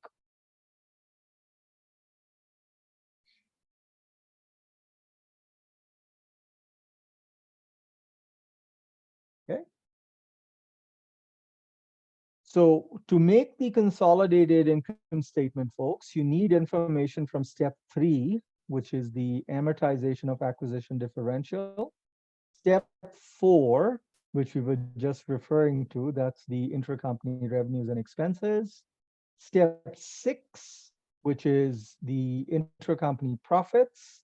And step 7 provides us with the check figures, right? We get the check number to compare our consolidated net income that we calculate in step 10A. And moreover, we get the amounts to be reported for consolidated net income attributable to the parent company's shareholders and the amount attributable to non-controlling interests. So a little bit of explanation then. So first thing you want to look at is step 3. Now I do realize there's just a lot of lines to scroll.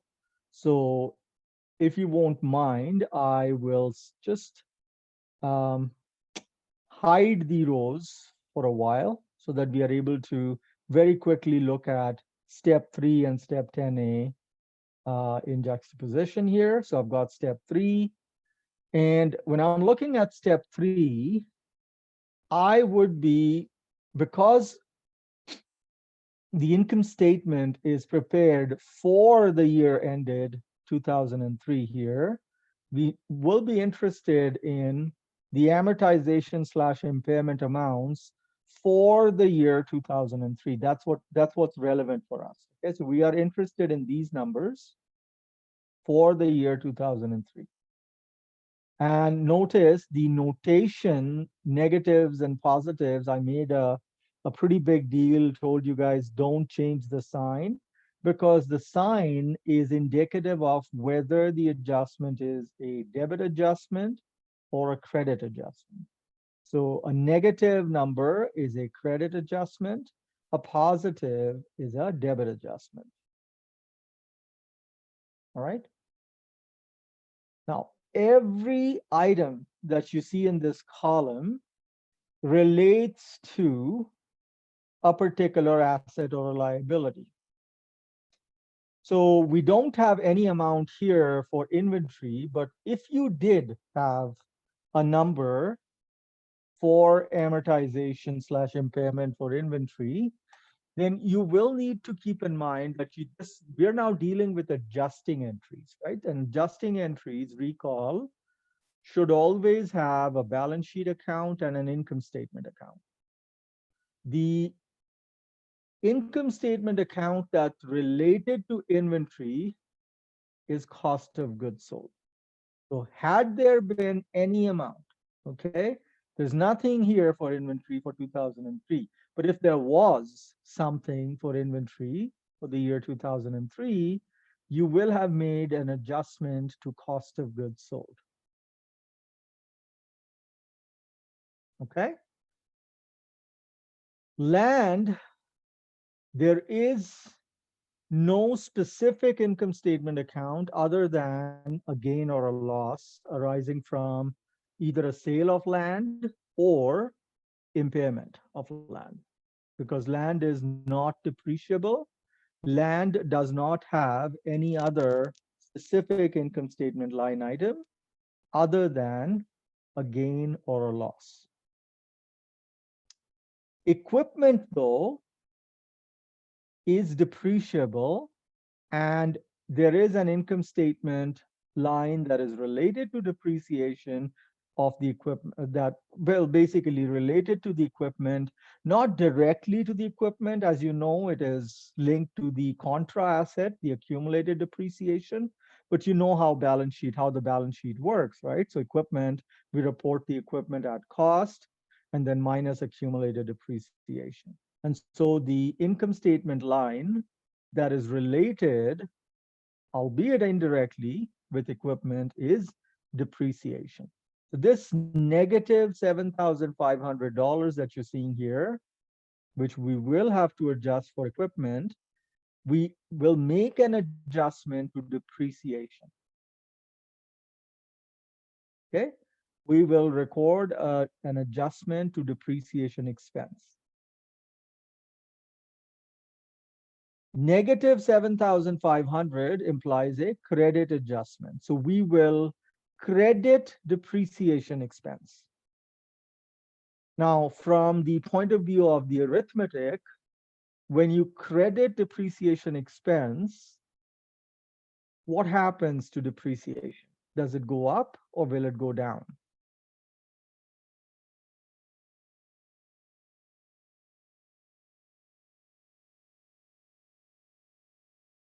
All right, Hugo says down, Isaac says up.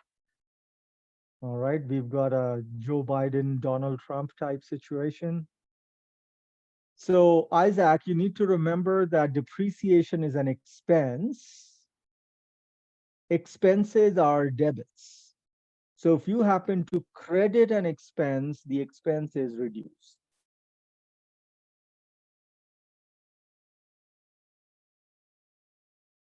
Right? You have to kind of remember your earlier accounting courses. So depreciation expense, if you credit the depreciation expense, you basically reduce it. All right.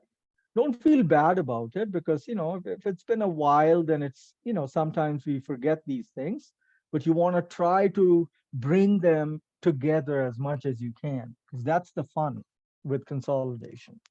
That's your first adjustment. We will reduce depreciation expense by $7,500.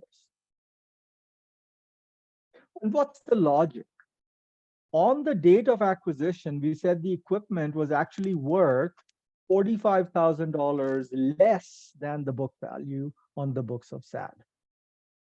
So as far as PAD is concerned, if the equipment was actually worth $45,000 less, then the depreciation should also be lower, right? If the equipment was worth less than the book value, then from our friend, from consolidation point of view, the depreciable cost would be smaller and hence the depreciation expense should be less. And that's precisely what will happen with as a result of this adjustment. So SAD would have recorded depreciation expense based on whatever the original book value was. We, from the point of view of preparing consolidated statements, are reducing the depreciation. Okay. Bonds payable is a liability. The income statement account that's related with liabilities is interest expense. We will be making a credit adjustment, $6,000 credit adjustment to interest expense. So once again, because you are crediting an expense, you will be reducing the interest expense.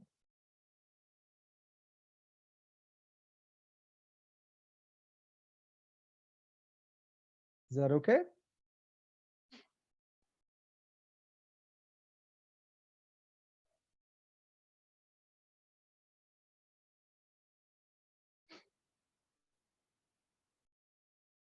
I'm going to go with the rule of I'll count in my mind. I'll count backwards to 5 and slowly.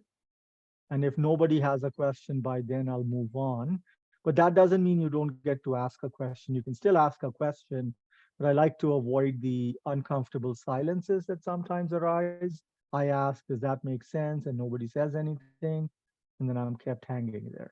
So I'll move on if everybody's okay. So numbers on the left. Now, what numbers on the left? Oh, did you mean these columns?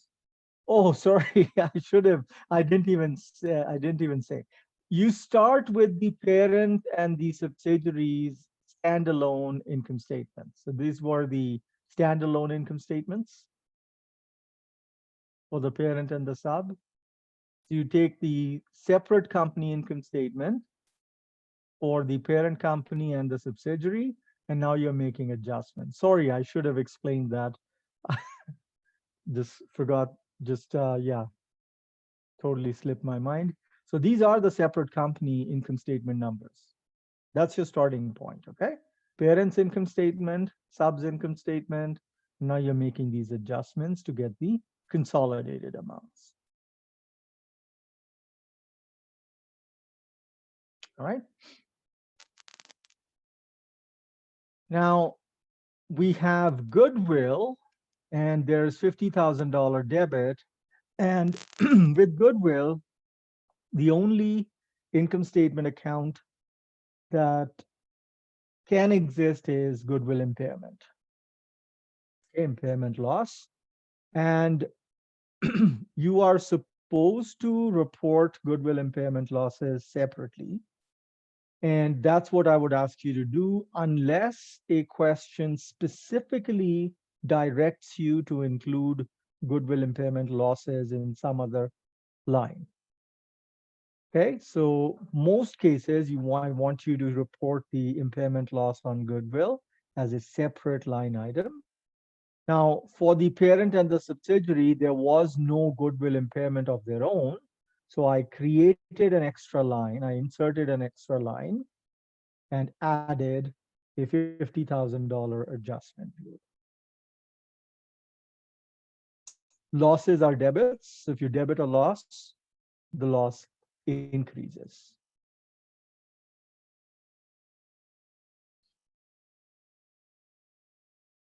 Okay, are we good on this? There were 3 separate numbers to adjust. I can't just take the total and run with it. I have to make separate adjustments for every line item. And also, I need to be mindful where the adjustment ought to go. So if there's equipment, the adjustment will be made to depreciation. If there's bonds payable, which is a liability, the adjustment should be made to interest expense. There's goodwill, the adjustment will be made to an impairment loss. Had there been a number for inventory, we will have adjusted cost of goods sold.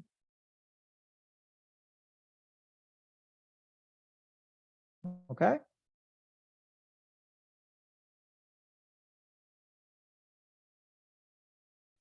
So good question. What if there are more than one assets to be depreciated? Yeah, you just make those many adjustments to depreciation. So there could have been buildings as well, say, and there may have been an adjustment for buildings. You will make two adjustments to depreciation expense there. One for the equipment, one for the building.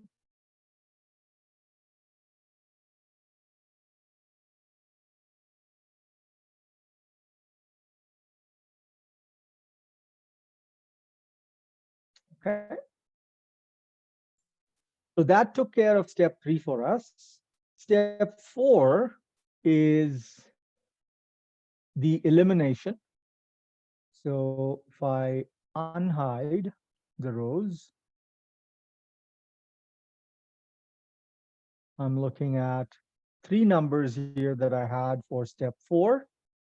So there was dividends from the subsidiary, intercompany sales and cost of goods sold, and the interest income and expense. The intercompany sales and cost of goods sold, we will be adjusting against sales and cost of goods sold.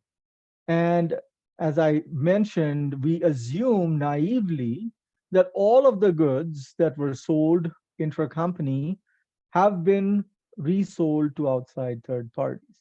And I know that is not a fact. I know that there is intercompany profits related to merchandise, but guess what?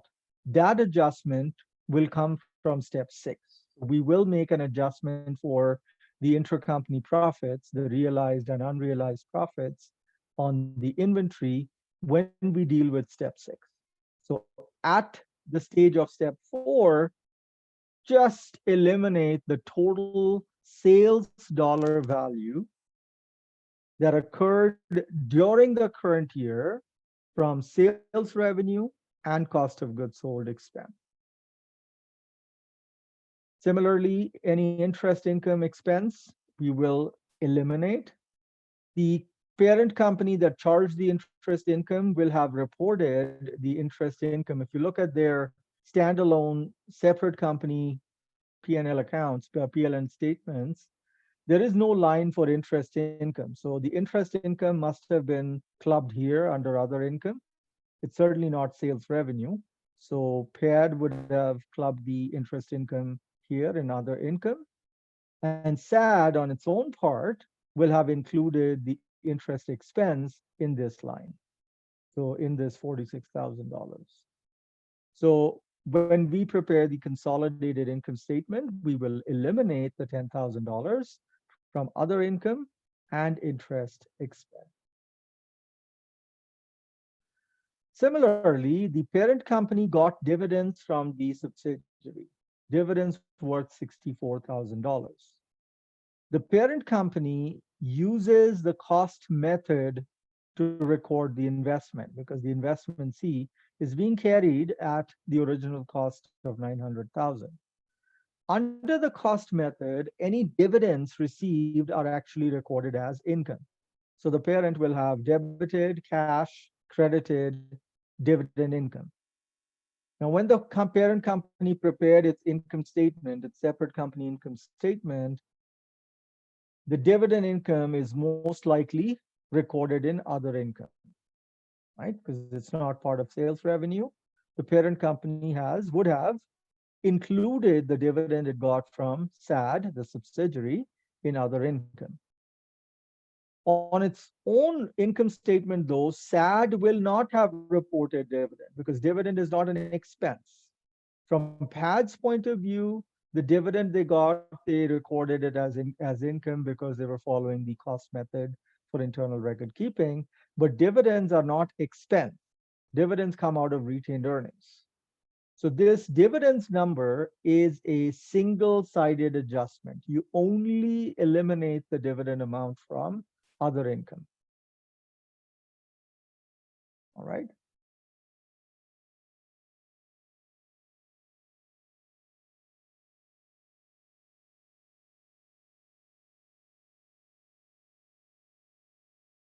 So again, if I was to hide these rows, so I could flip across. So dividends from the subsidiary, $64,000. I will eliminate. So my intention is to eliminate. Elimination means minusing. So I will minus $64,000 of intercompany dividend. Sorry, this is 500,000 for sales and cost of goods sold. And the $64,000 of intercompany dividend will come out of other income.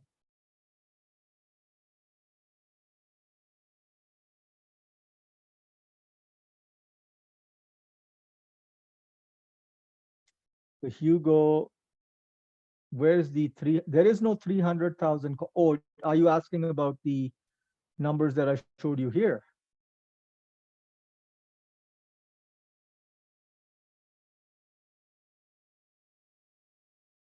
So just ask yourself, SAD sold merchandise to PAD for 500,000 and recognized a profit of 200,000.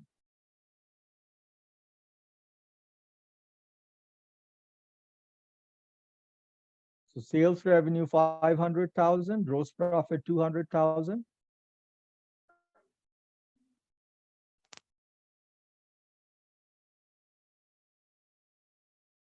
So as I was explaining, assuming that the goods have been sold to outside parties, if we had not eliminated $500,000, then the total, if I just added up the parent's sales with the subsidiary sales, I will have gotten $1.5 million of sales revenue. And if I had added the cost of goods sold for the parent and the subsidiary, we would have $800,000 for cost of goods sold. But this is bullshit. This is bogus because these are not numbers that are only reflecting transactions with outside parties. Okay. So as far as outside parties are concerned, our sales revenue is basically $1 million. The amount of sales we made to outside parties. To get rid of $500,000 from sales. Likewise, our actual cost of goods sold is 300,000. The original cost of goods sold coming from the subsidiary. This 500,000 is simply PAD bought these goods from SAD, and then if PAD sold the same goods over to outside parties, PAD recognized 500,000 as cost of goods sold. So that is why I'm asking you to eliminate $500,000 from sales and from cost of goods sold. Okay. Yeah, it is a little bit tricky, so I do want you to, like, I know it may seem like, oh, it's a bit of a struggle, but I do want you to struggle with it and make sure that you get why. So had these goods all been sold to outside parties, the sales revenue and the cost of goods sold will have included the same amount. It would have been inflated by the same amount. And hence, I say, as far as step 4 is concerned, get rid of the intercompany sales revenue and the same dollar amount from cost of goods sold. That is right. That is right. Because, the chain of events is SAD sold to PAD, PAD sold to outside parties. So when originally SAD sold the goods to PAD, SAD recorded sales revenue. When PAD sells those goods to an outside party, the $500,000. So think about journal entries now. I mean, this is going to take us time, but maybe it's time well spent. So when the original sale happened, books of SAD, right? In the books of SAD, you would have debit accounts receivable, credit sales revenue, 500,000.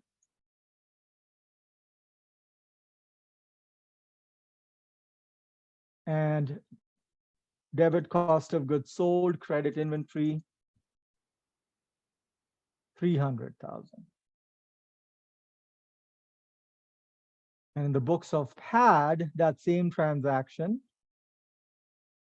would be debit inventory and credit accounts payable, 500,000. Then when PAD sold the goods to the outside party, PAD would record debit accounts receivable, credit sales, $1 million, and debit cost of goods sold, credit inventory. So the cost of the inventory was 500,000, right? So cost of goods sold becomes 500,000. What I'm saying is that in reality, from the consolidated entity's point of view, this $1 million is the actual sales. All right, so this is bogus, right? So this needs to go, right? This sales needs to go. And this cost of goods sold needs to go. The inventory of 500,000 that came in, went out, that is automatically dealt with, right? You know, that just flushed out. So that is gone.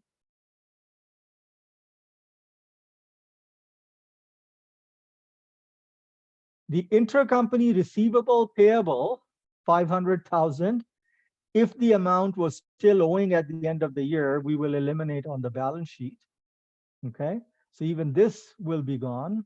So in reality, it's our accounts receivable should only reflect amounts that we are owed by outside parties. Our sales should only reflect sales to outside parties.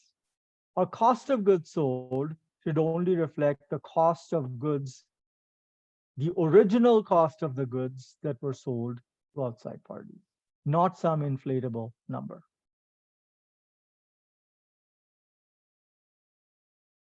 All right. I don't recommend that you start doing these blessed journal entries on a consolidation exam question on in class and on an exam, because then you're never going to end it. So if we record APAR, why don't we include them in intercompany receivables, payables? So the answer to that is we don't know if the amount is still owing, because PAD could very well have paid the amount back to PAD. The amount is paid, then there is no balance receivable payable. So intercompany receivable payable is only if the amount is still owing. Okay.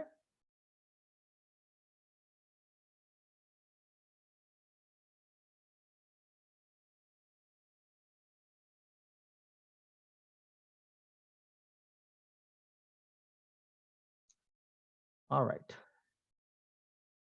So then we got rid of the dividends, we got rid of the intercompany sales and cost of goods sold. We have $10,000 to take out of other income. And the same 10,000 should come out of interest expense. So that's as far as step 4 is concerned. We've made our eliminations. So again, keep in mind, we are eliminating. So I see some people add these numbers. That's going to make things worse. Okay, you are trying to adjust for something that was overstated. If you add it again, you're going to overstate it more. So step 4 and 5 are basically numbers that have to be eliminated, i.e., you need to minus those numbers. Okay, get rid of those amounts, not add them.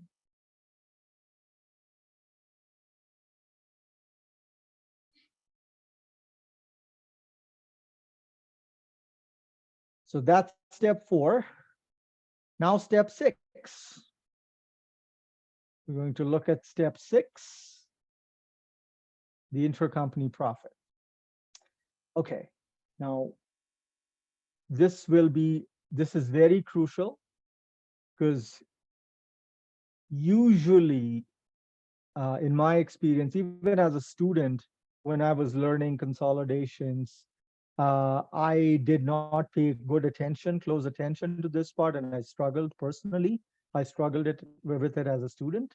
And as an instructor, as a professor for so many years now, I have seen this part, students, if they don't quite get it the first time, they struggle with it. Okay, so I would like you, because I think of myself as a I have won awards and all that, so I'm sure I must have some qualities as an instructor here. So I'm going to try to explain it the best I can, but you also need to meet me halfway.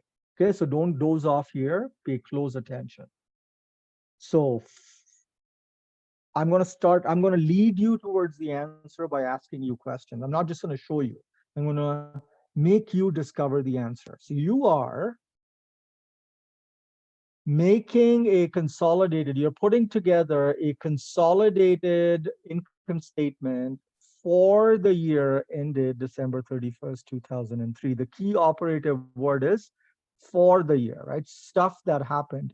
So you're capturing transactions that actually took place in the year 2003. Okay, would you agree with that? When you're making an income statement, you're reporting transactions. So revenues, expenses, these are all transactions, yeah?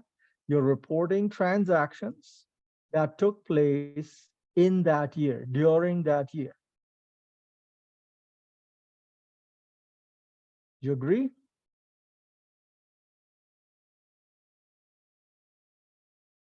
Okay. Now, look at step 6. I want you to identify for me,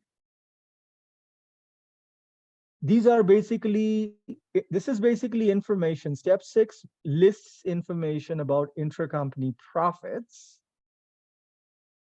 I want you to identify which are the particular transactions or items that we need to consider from the point of view of what happened during 2003. So what happened during 2003? That's all.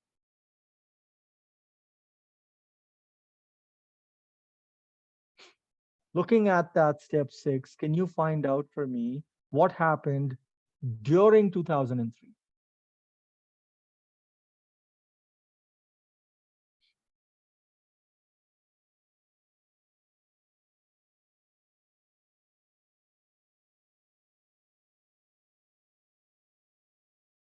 Okay, very good. So there was a portion of the gain that we realized. So this is 1.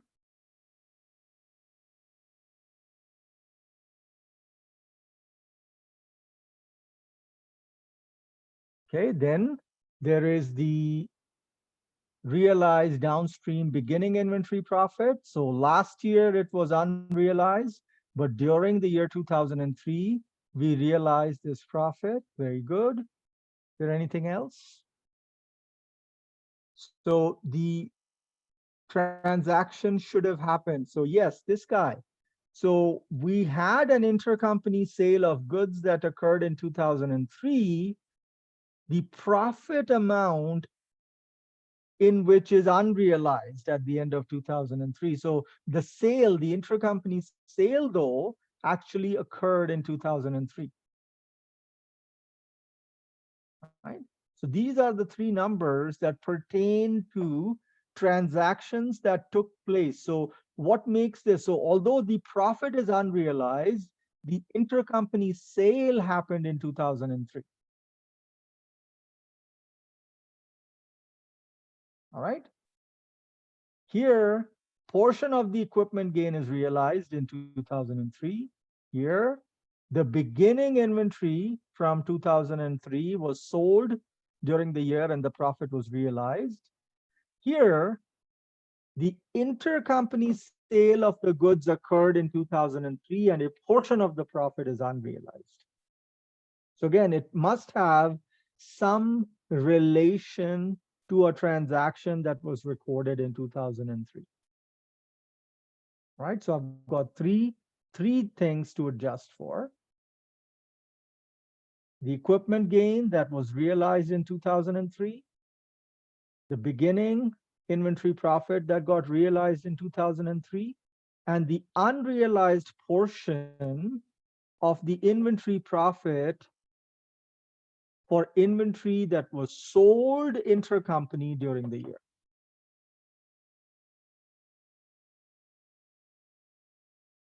Okay, so first thing to do is identify what you need to adjust.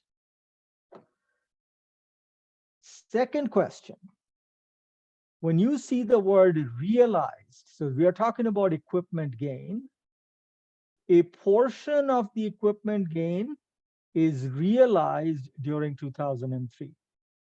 What should happen to income if the profit is or the gain is realized? It should go up.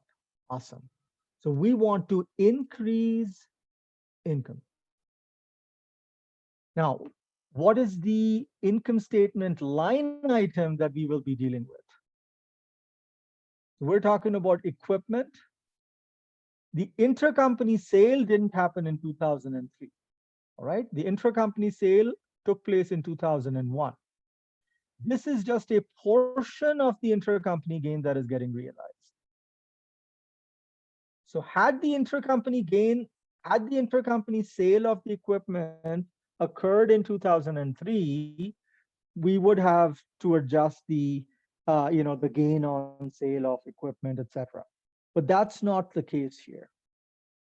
So if that's out, what is the other income statement line that's related to equipment?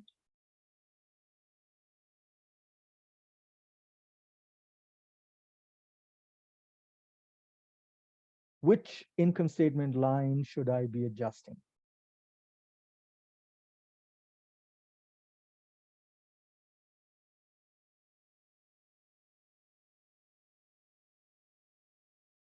Remember, every balance sheet item has an income statement corresponding item.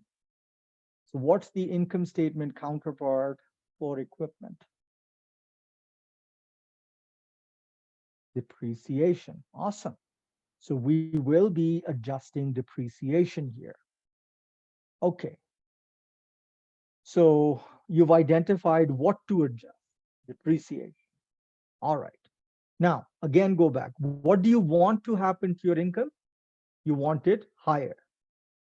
So what can you do to depreciation expense so that the result is that your income is higher?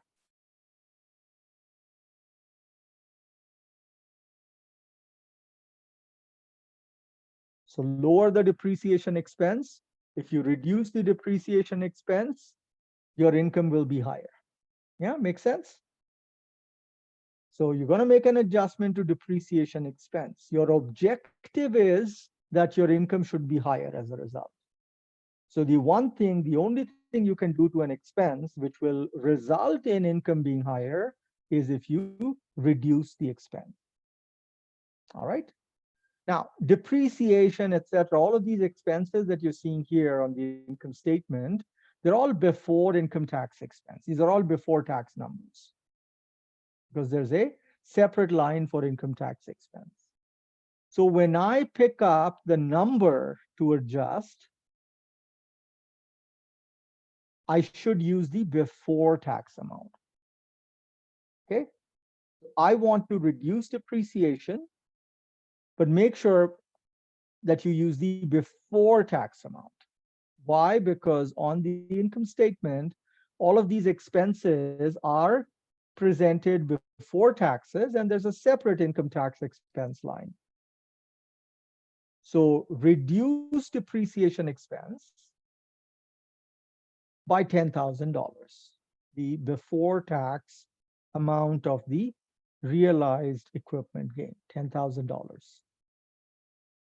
Now, the moment you reduce depreciation expense by 10,000, what happens to the income before tax? If depreciation expense is lower by 10,000, what happens to income before tax?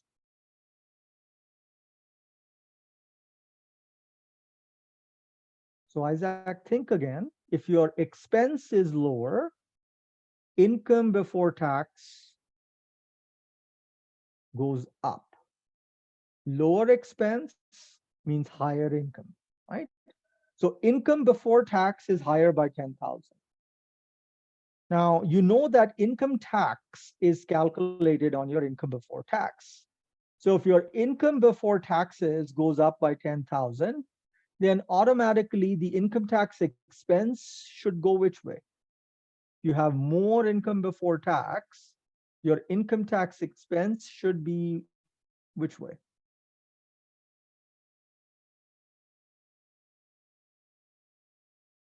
Should be higher. So add $4,000 of the tax amount to income tax expense.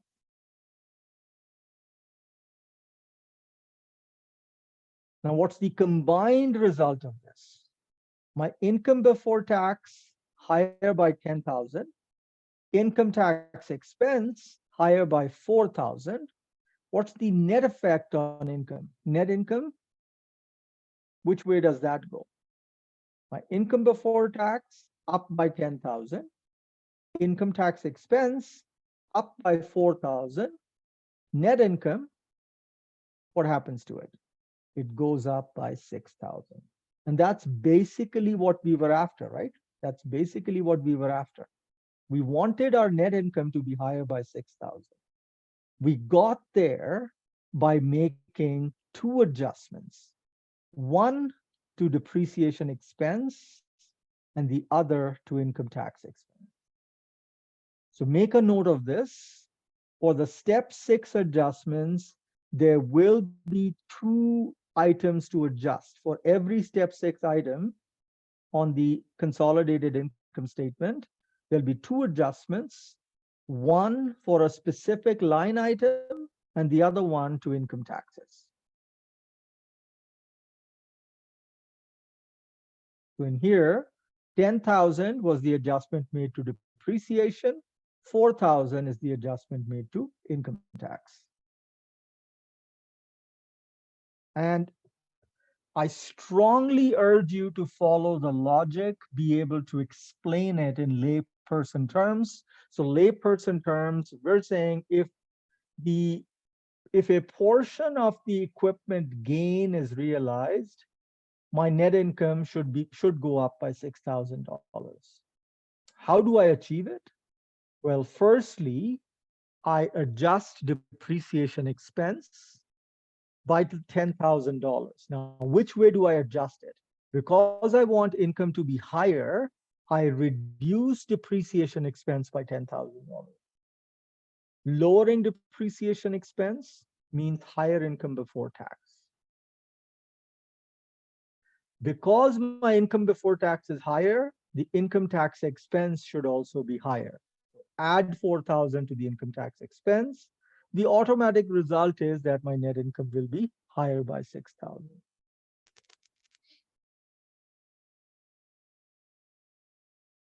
Is that good?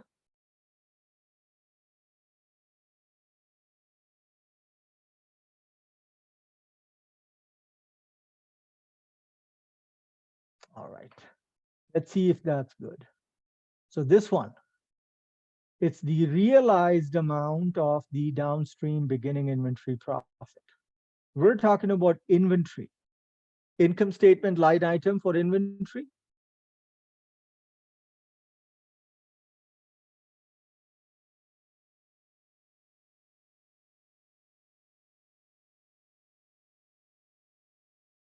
So you will keep in mind that the intercompany sales has already been adjusted. So not the, think about whenever you adjust inventory, what do you adjust? So, if you just think about intermediate accounting, if the inventory is overstated or understated, whatever, you debit inventory or credit inventory, and the counterpart is not sales. Sales goes with accounts receivable. The adjustment for inventory is made to cost of goods sold.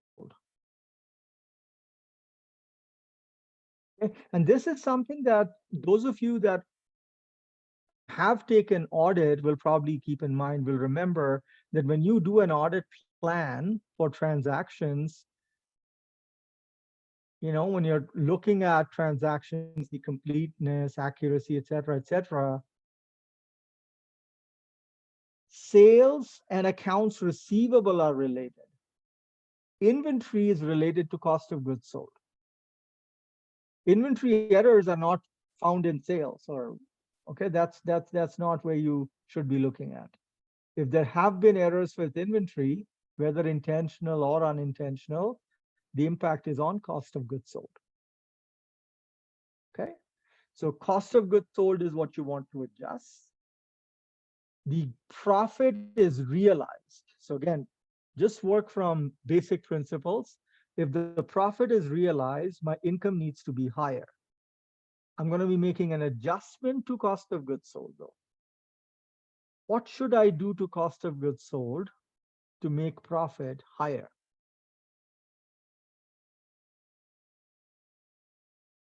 So reduce cost of goods sold because it's an expense. So minus $48,000 from cost of goods sold. You do that, your income before tax will go up by 48,000. If your income before tax goes up by 48,000, income tax expense should go up by the $19,200. So before tax adjustment to cost of goods sold, tax amount to income tax.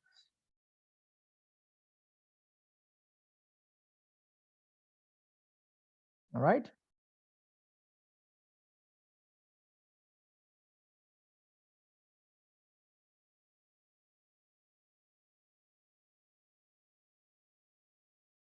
And then now lastly, for the intercompany sale that had taken place during the year, $500,000, the amount of profit that was recorded due to this intercompany sale, a portion of that profit is unrealized at the end of the year. So we're trying to catch up, adjust for the unrealized profit. The profit that became realized because the goods were sold to outside parties, we have no trouble with it. It's the amount of the profit that remains unrealized and is the result of the intercompany sale of goods that we have already dealt with from step 4. So bottom line, profit is unrealized, so income should be lower. We're dealing with inventory, so the adjustment must be made to cost of goods sold.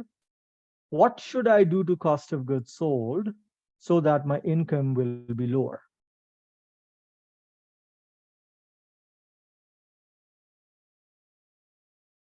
Increase cost of goods sold. And you will have figured this out anyways. If I subtracted the beginning inventory profit, right?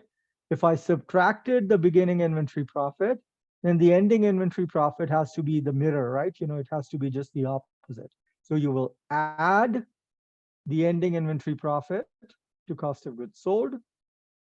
The moment you increase cost of goods sold, income before tax is reduced. If my income before taxes is reduced, the income tax expense should be reduced as well. So minus the tax amount from income tax.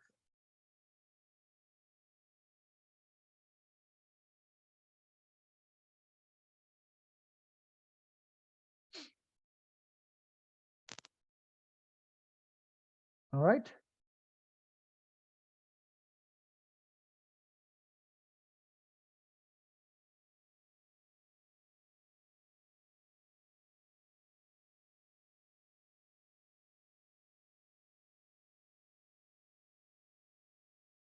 Okay.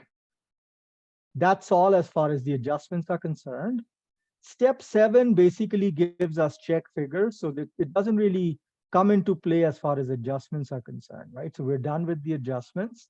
Now it's a matter of just adding together the parent sales, the subsidiary sales, and then the adjustments.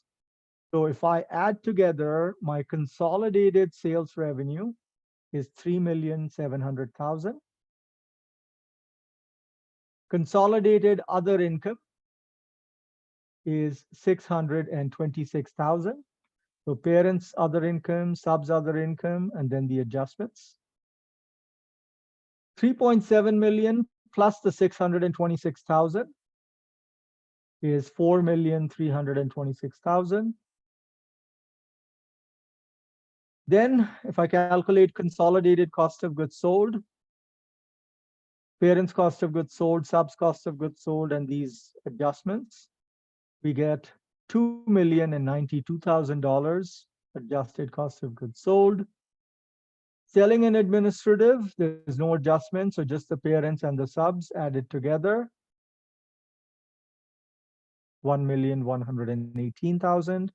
Depreciation, interest, and so on,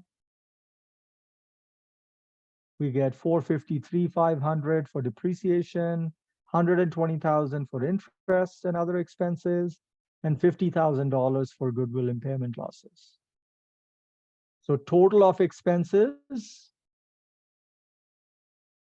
is $3,833,500. From the total revenues, subtract the total expenses, and you get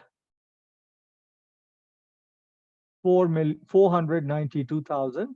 $492,500. Income tax expense is basically the sum of these: parents' income tax expense, subs' income tax expense, and then these adjustments. So 237,200. If you subtract this adjusted consolidated income tax expense from the income before taxes, we get consolidated net income, $255,300. 255,300. And I want you to check step 7. That's my check figure, 255,300. I've confirmed that the math that I've done in step 7 is indeed correct. I was able to get the two numbers to agree.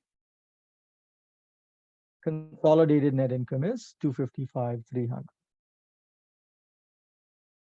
Now, it's a mandatory disclosure that of this 255,300, what amount belongs to the parent and what amount belongs to non-controlling interest. We have to specify.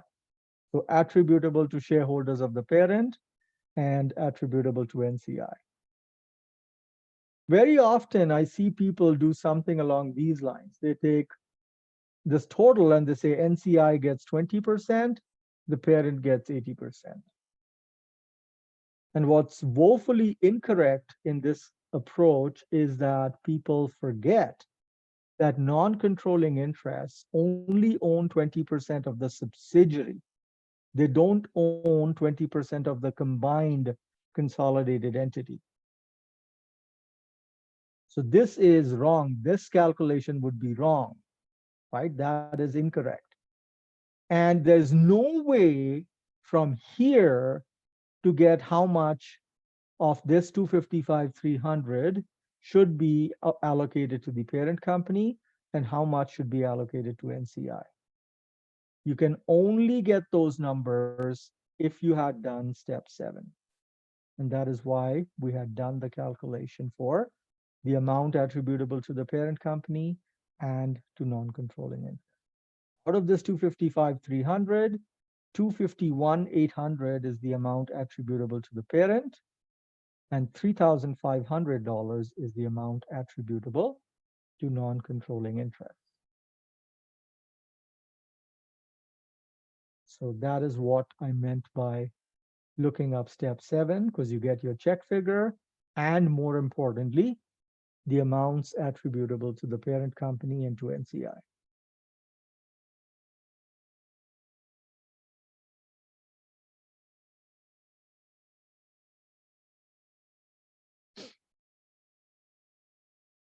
Right, good people? That was your consolidated statement of comprehensive income, i.e. consolidated income statement.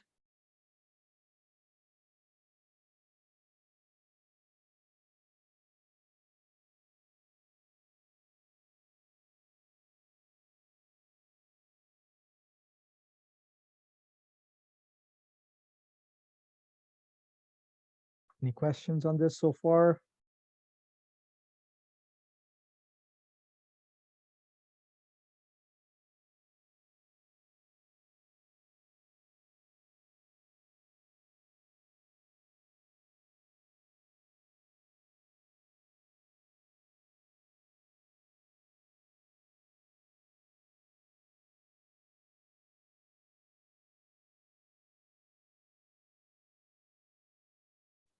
All right, if there are no questions, then let's move on and take a look at the consolidated balance sheet, for which we start with the parent company and the subsidiaries um, balance sheet information.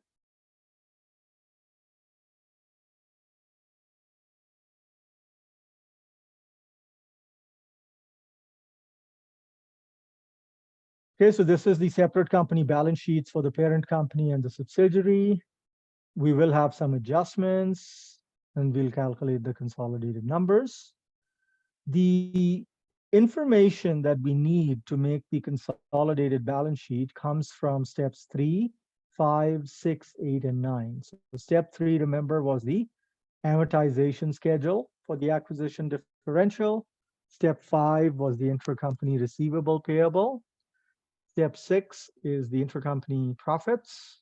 Step 8 was our calculation of consolidated retained earnings. Step 9 was our calculation of non-controlling interest for the balance sheet.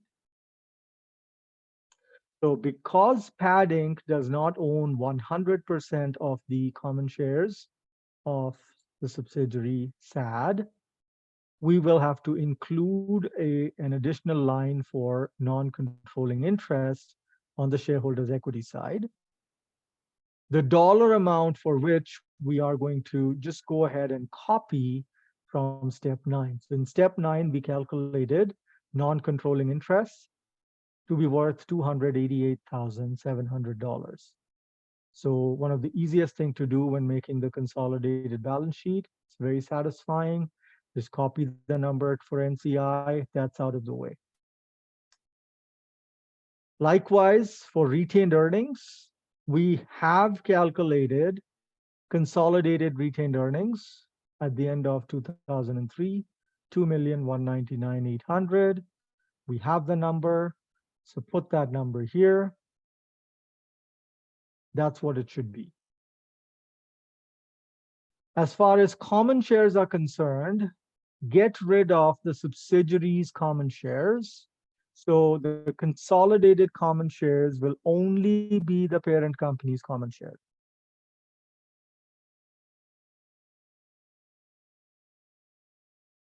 Also keep in mind that the investment account cannot be reported on the consolidated balance sheet, so eliminate the investment account.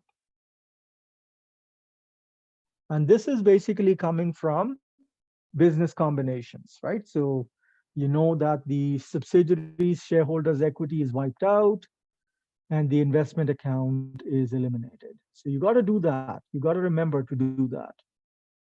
Then you are going to make the other adjustments. You got to first get rid of the investment account and the subs shareholders equity, replace retained earnings by the consolidated retained earnings number that we calculated. If the parent company does not own 100% of the shares of the sub, then you must include an additional line for non-controlling interest. And then we go hunting for adjustments. Okay. And where we go hunting, the first place we go hunting is step 3. So are we ready, or did you have any questions about what I did just now?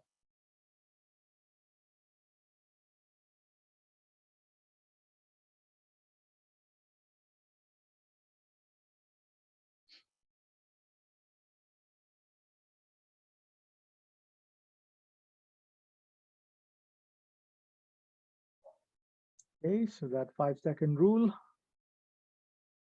No questions. So just going to go ahead and hide these rows so that I can quickly look at the numbers. So over here, you have to keep in mind that we're making a balance sheet that is dated December 31st, 2003. So these are balances as of December 31st, 2003. So we have a column for those balances on December 31st, 2003. And these balances also, the signage matters. Positive indicates debit, negative is a credit. And the adjustments will basically be made to these items. These are the balance sheet items. So I have nothing remaining for inventory, so I don't have to worry about inventory. I got $100,000 debit balance remaining from the fair value difference for land.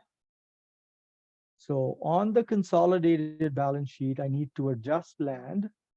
I need to debit land by 100,000. What does it mean to debit an asset? What happens to the asset? Goes up. So you want to add $100,000 to land.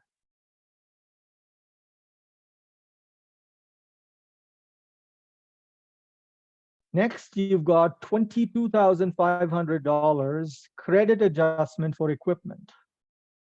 You credit an asset, the asset goes down.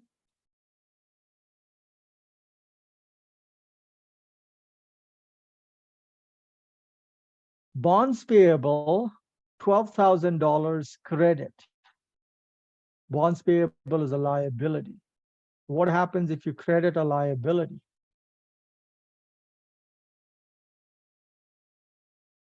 Increases. Now you just want to check when the subsidiary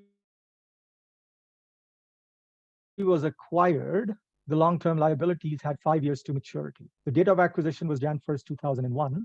5 years to maturity means the bonds will mature end of 2005. So as of December 31st, 2003, the bonds should be classified as a long-term liability, right? They're still long-term. So $12,000 you want to add to long-term liabilities. If, let's say, the bonds only had 1 year to go, then you will have adjusted current liabilities because the bonds should be reported as a current liability in that.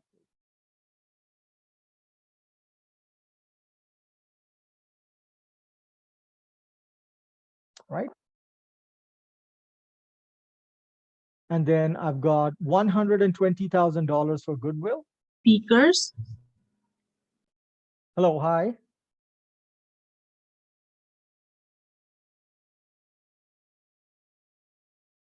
Sorry, I thought I heard somebody speak.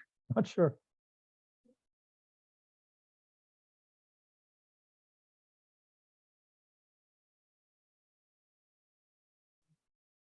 Okay. Anyways, so Goodwill, I've got $120,000.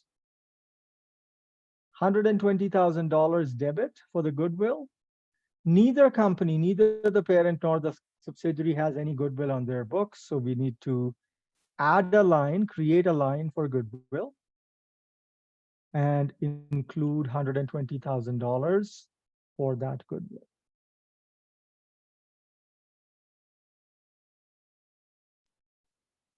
All right. That's your adjustments for step 3.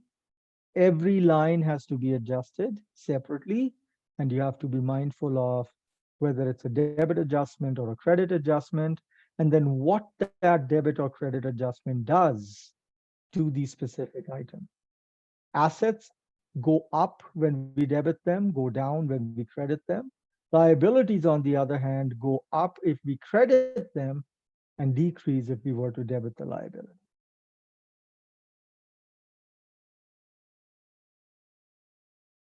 Yeah, hopefully that's Fair enough, not too difficult.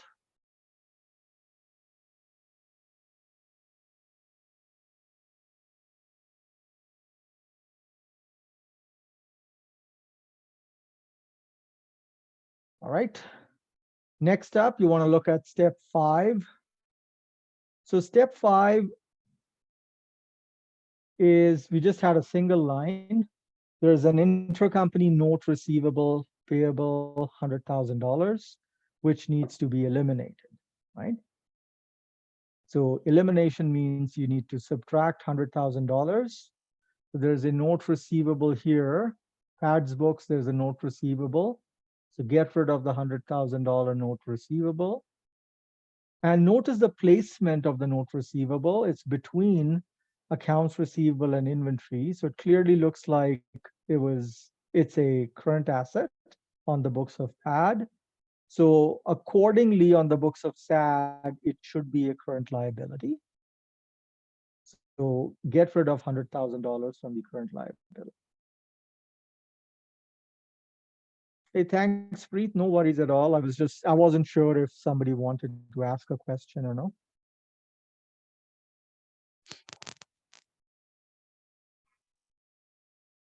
So 100,000 eliminated from note receivable. There's no specific line for notes receivable on the liability side, but just looking at the fact that the note receivable appears to be a current asset, you want to eliminate the 100,000 from the current liability.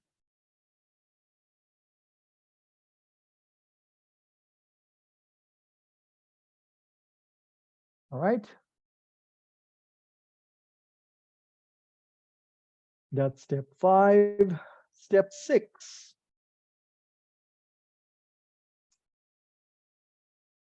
So I'm interested in making a consolidated balance sheet this time around.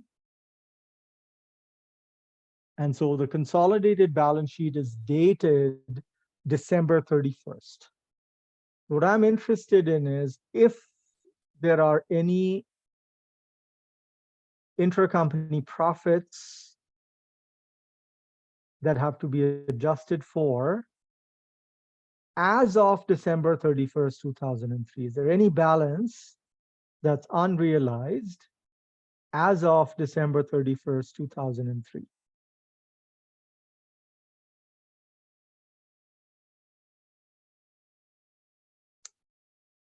So Pradeep says there's $15,000 of the intercompany equipment gain. So this guy here,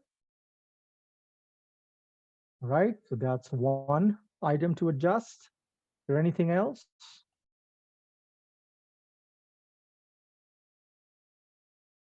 There's the inventory profit at the end of the year.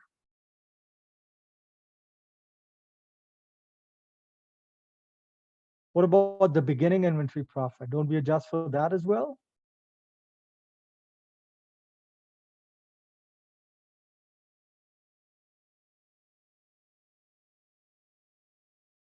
No. And why is that?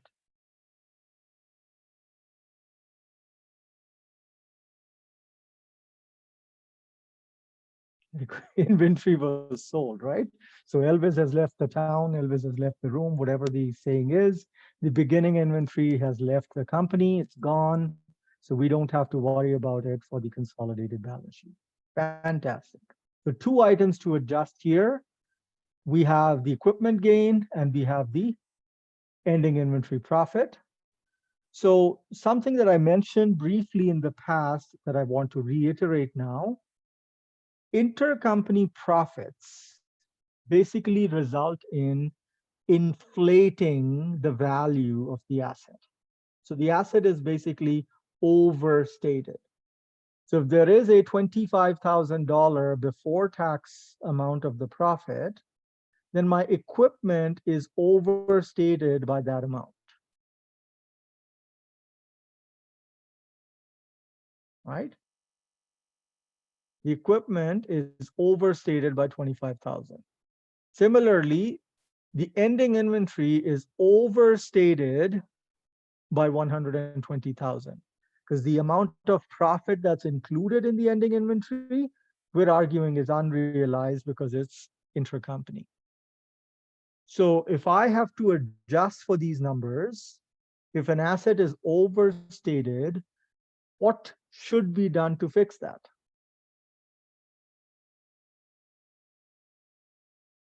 Reduce it, right? I mean, Hugo's using the jargon of debits and credits, but basically, if something is overstated, you want to reduce it, right? Reduce the assets. So we want to reduce equipment by the 25,000 and ending inventory profit. We want to reduce ending inventory by 120,000. Use the before tax numbers to make those adjustments.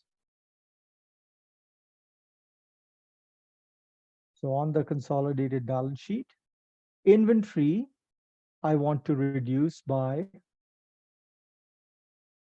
120,000, and equipment, I want to reduce by 25,000. All right. Now, think about the fact. So when the intracompany sale of the equipment occurred on July 1st, 2001, PAD sold equipment to SAD at a profit of 50,000. We argued that from the point of view of the consolidated entity, this $50,000 profit was bogus. And we said it's unrealized and we would have held it back. But Canada Revenue Agency, the tax authorities, will argue that PAD and SAD are two separate companies. They file separate tax returns. And if PAD has sold the equipment to SAD, and I don't want to go down the path of capital gains and so on, if we just make it simple for us to follow along, if we simplify and accept that all profits and gains are created equal and are also taxable equally, when PAD recorded the profit of $50,000 in 2001, PAD will have had to pay income tax on that profit. That makes sense? Because PAD will have had to file its income tax return. It would have had to report the disposition of that equipment. And because PAD sold the equipment at a gain, PAD will have had to pay taxes.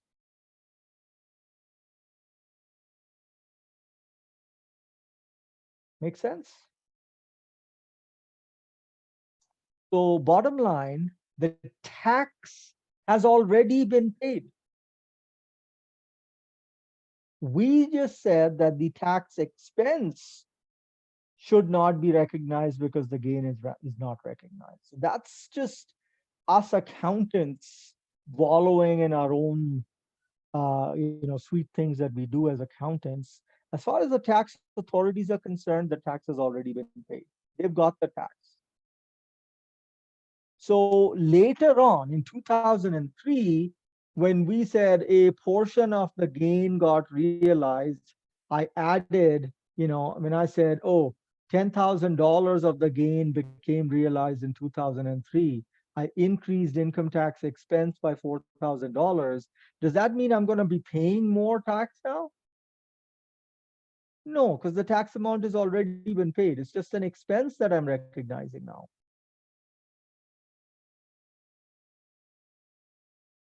Right? So you guys have dealt with this. This is basically a difference that arises due to the timing of recognition of the expense versus the payment of the taxes. When you have a timing difference with regards to taxes, you guys remember what is involved there?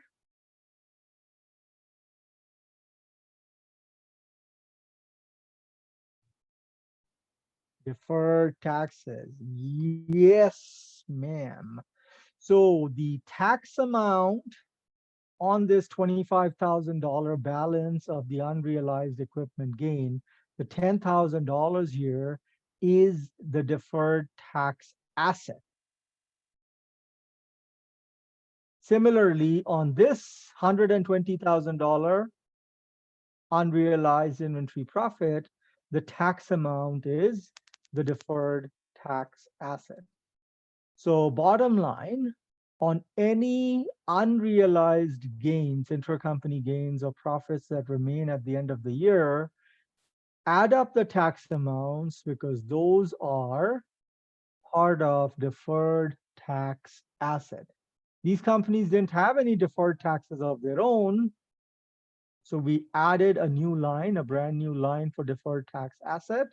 And we've got $10,000 deferred tax asset for the equipment gain. 48,000 is the deferred tax asset on the inventory profit.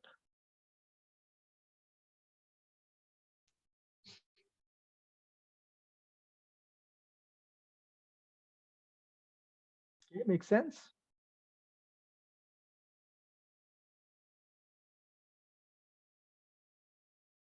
Now just ask yourself, what's the combined effect of these two? We subtracted $25,000 from equipment, added $10,000 as deferred tax asset. What's the combined effect?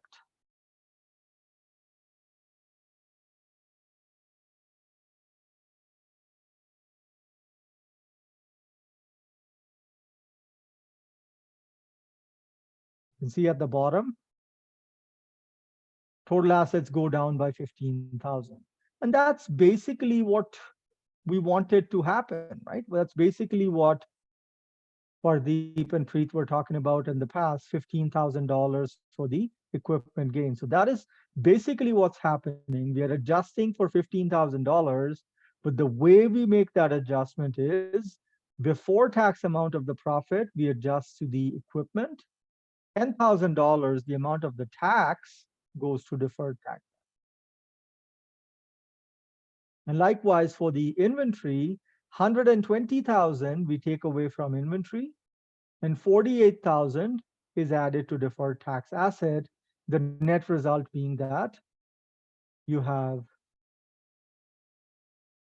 from inventory, you take out 120,000, add 48,000, the net effect is negative 72,000.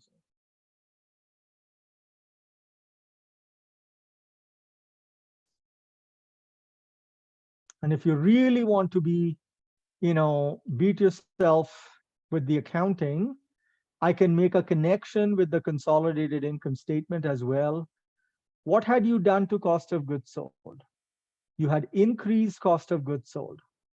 Debit cost of goods sold 120,000, credit inventory 120,000. And then as far as the income tax expense was concerned, you reduced income tax expense. So credit income tax expense 48,000, debit deferred tax asset 48,000.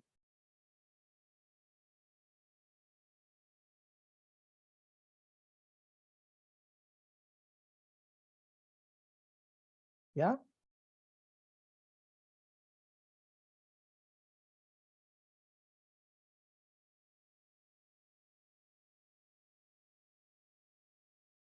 Does that make sense?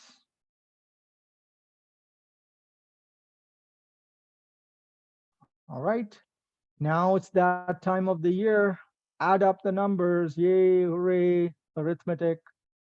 So consolidated cash, just add up the parent's cash and the subsidiary's cash plus any adjustments. On the consolidated balance sheet that is done made after the acquisition date, there should be no adjustment for cash, right? There should be none. But there could have been one for accounts receivable and so on, depending on how the intercompany receivable payable position was. So accounts receivable, there's no adjustment. Note receivable basically vanishes because we eliminated that. Inventory, after the adjustments, inventory, consolidated inventory is 930,000. Land is after the adjustment, land is 650,000. Buildings, equipment, goodwill, etc. If I make those additions, I get these amounts. Add up the total assets, I get total consolidated assets, $6,700,500. And how I got these numbers was basically adding together the parents' numbers, subs numbers, and the adjustments.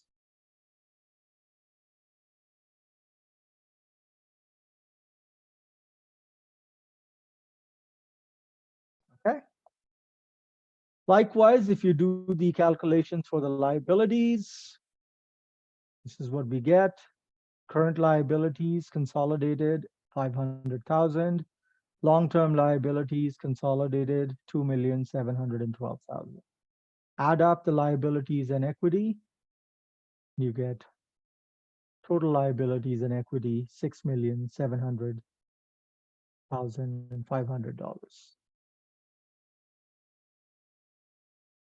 That, my dear friends, is the consolidated balance sheet.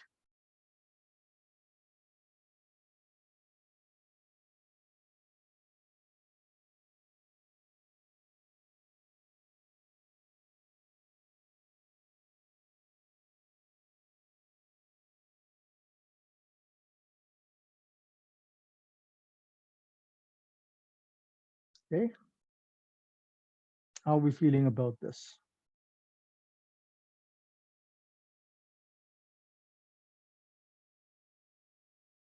So 2 questions to ask yourself. Well, it's a lot of steps. Absolutely, would not dispute it. A lot of work, but the questions to ask yourself is, yes, it's a lot of work. The big piece is that, do I understand what's happening here? Or do I, as of now, look, I went through it very, very, very slowly, right? And that's the reason why. I could have gone through it very quickly. I may have, if you look at it, it's basically step 7 with the first 2 lines chopped off. If you take away the first 2 lines, what you'll be left with will give you the investment income under the equity method. Right? So I'll leave this portion for you folks to study. There is a shortcut to calculating that amount where essentially what you do is you start with the consolidated net income attributable to the parent company, add back the dividends received from the subsidiary, subtract the parent company's own net income, and what you get is the investment income under the equity method. That's a shorter calculation for the investment income under the equity method. Sometimes, there could be a tag question. I even sometimes add it as a bonus question for bonus marks, just to see if people will remember it. And then likewise, if you were to do the calculation of the investment account, the calculation is modeled on step 8. Now, these calculations, mind you, we had learned to do in the investments in associates chapter. And for those of us that remember, it's the investor's share of the investee's income adjusted for intercompany profits and the amortization of acquisition differential. So Pardeep, yes, you can do the shortcut method as far as your final answer is right, you'll get full marks. If your final answer is not right, then because a separate standalone calculation is possible, you will only get partial marks in that case.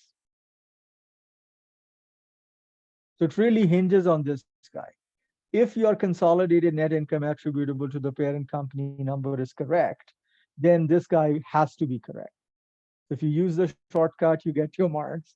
But if, let's say, you botch up this calculation for whatever reason, then you will not get full marks, you will get partial marks. But this is basically a tag question. I don't want you folks, in any way detracting from the main piece here. The investment account also is modeled on step 8, the calculation of consolidated retained earnings, except that you strike out the parent's retained earnings and replace it with the investment account at cost. The rest of the calculation is the same, you get the investment account under the equity method. There is a shortcut. You can take the consolidated retained earnings minus the subsidiaries, the parent company's own retained earnings, add the investment account at cost, and you get the investment account under the equity method. And yes, you can use this shortcut if you have the necessary pieces on the exam as well. These things will typically only show up as tag questions, not worth a lot of marks. And sometimes I just throw them in as bonus questions. Not saying that will happen for you folks, but I just thought because it was part of the question, I'll briefly talk to you about it. I've also shown the calculation, the entire calculation for identifiable net assets. Not going to go through it in class, but this in here has the consolidated income statement and the consolidated balance sheet under the identifiable net assets method for 7.1.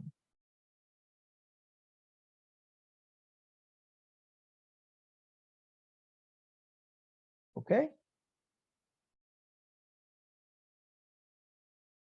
So any questions on what I just mentioned, what I just talked about thus far?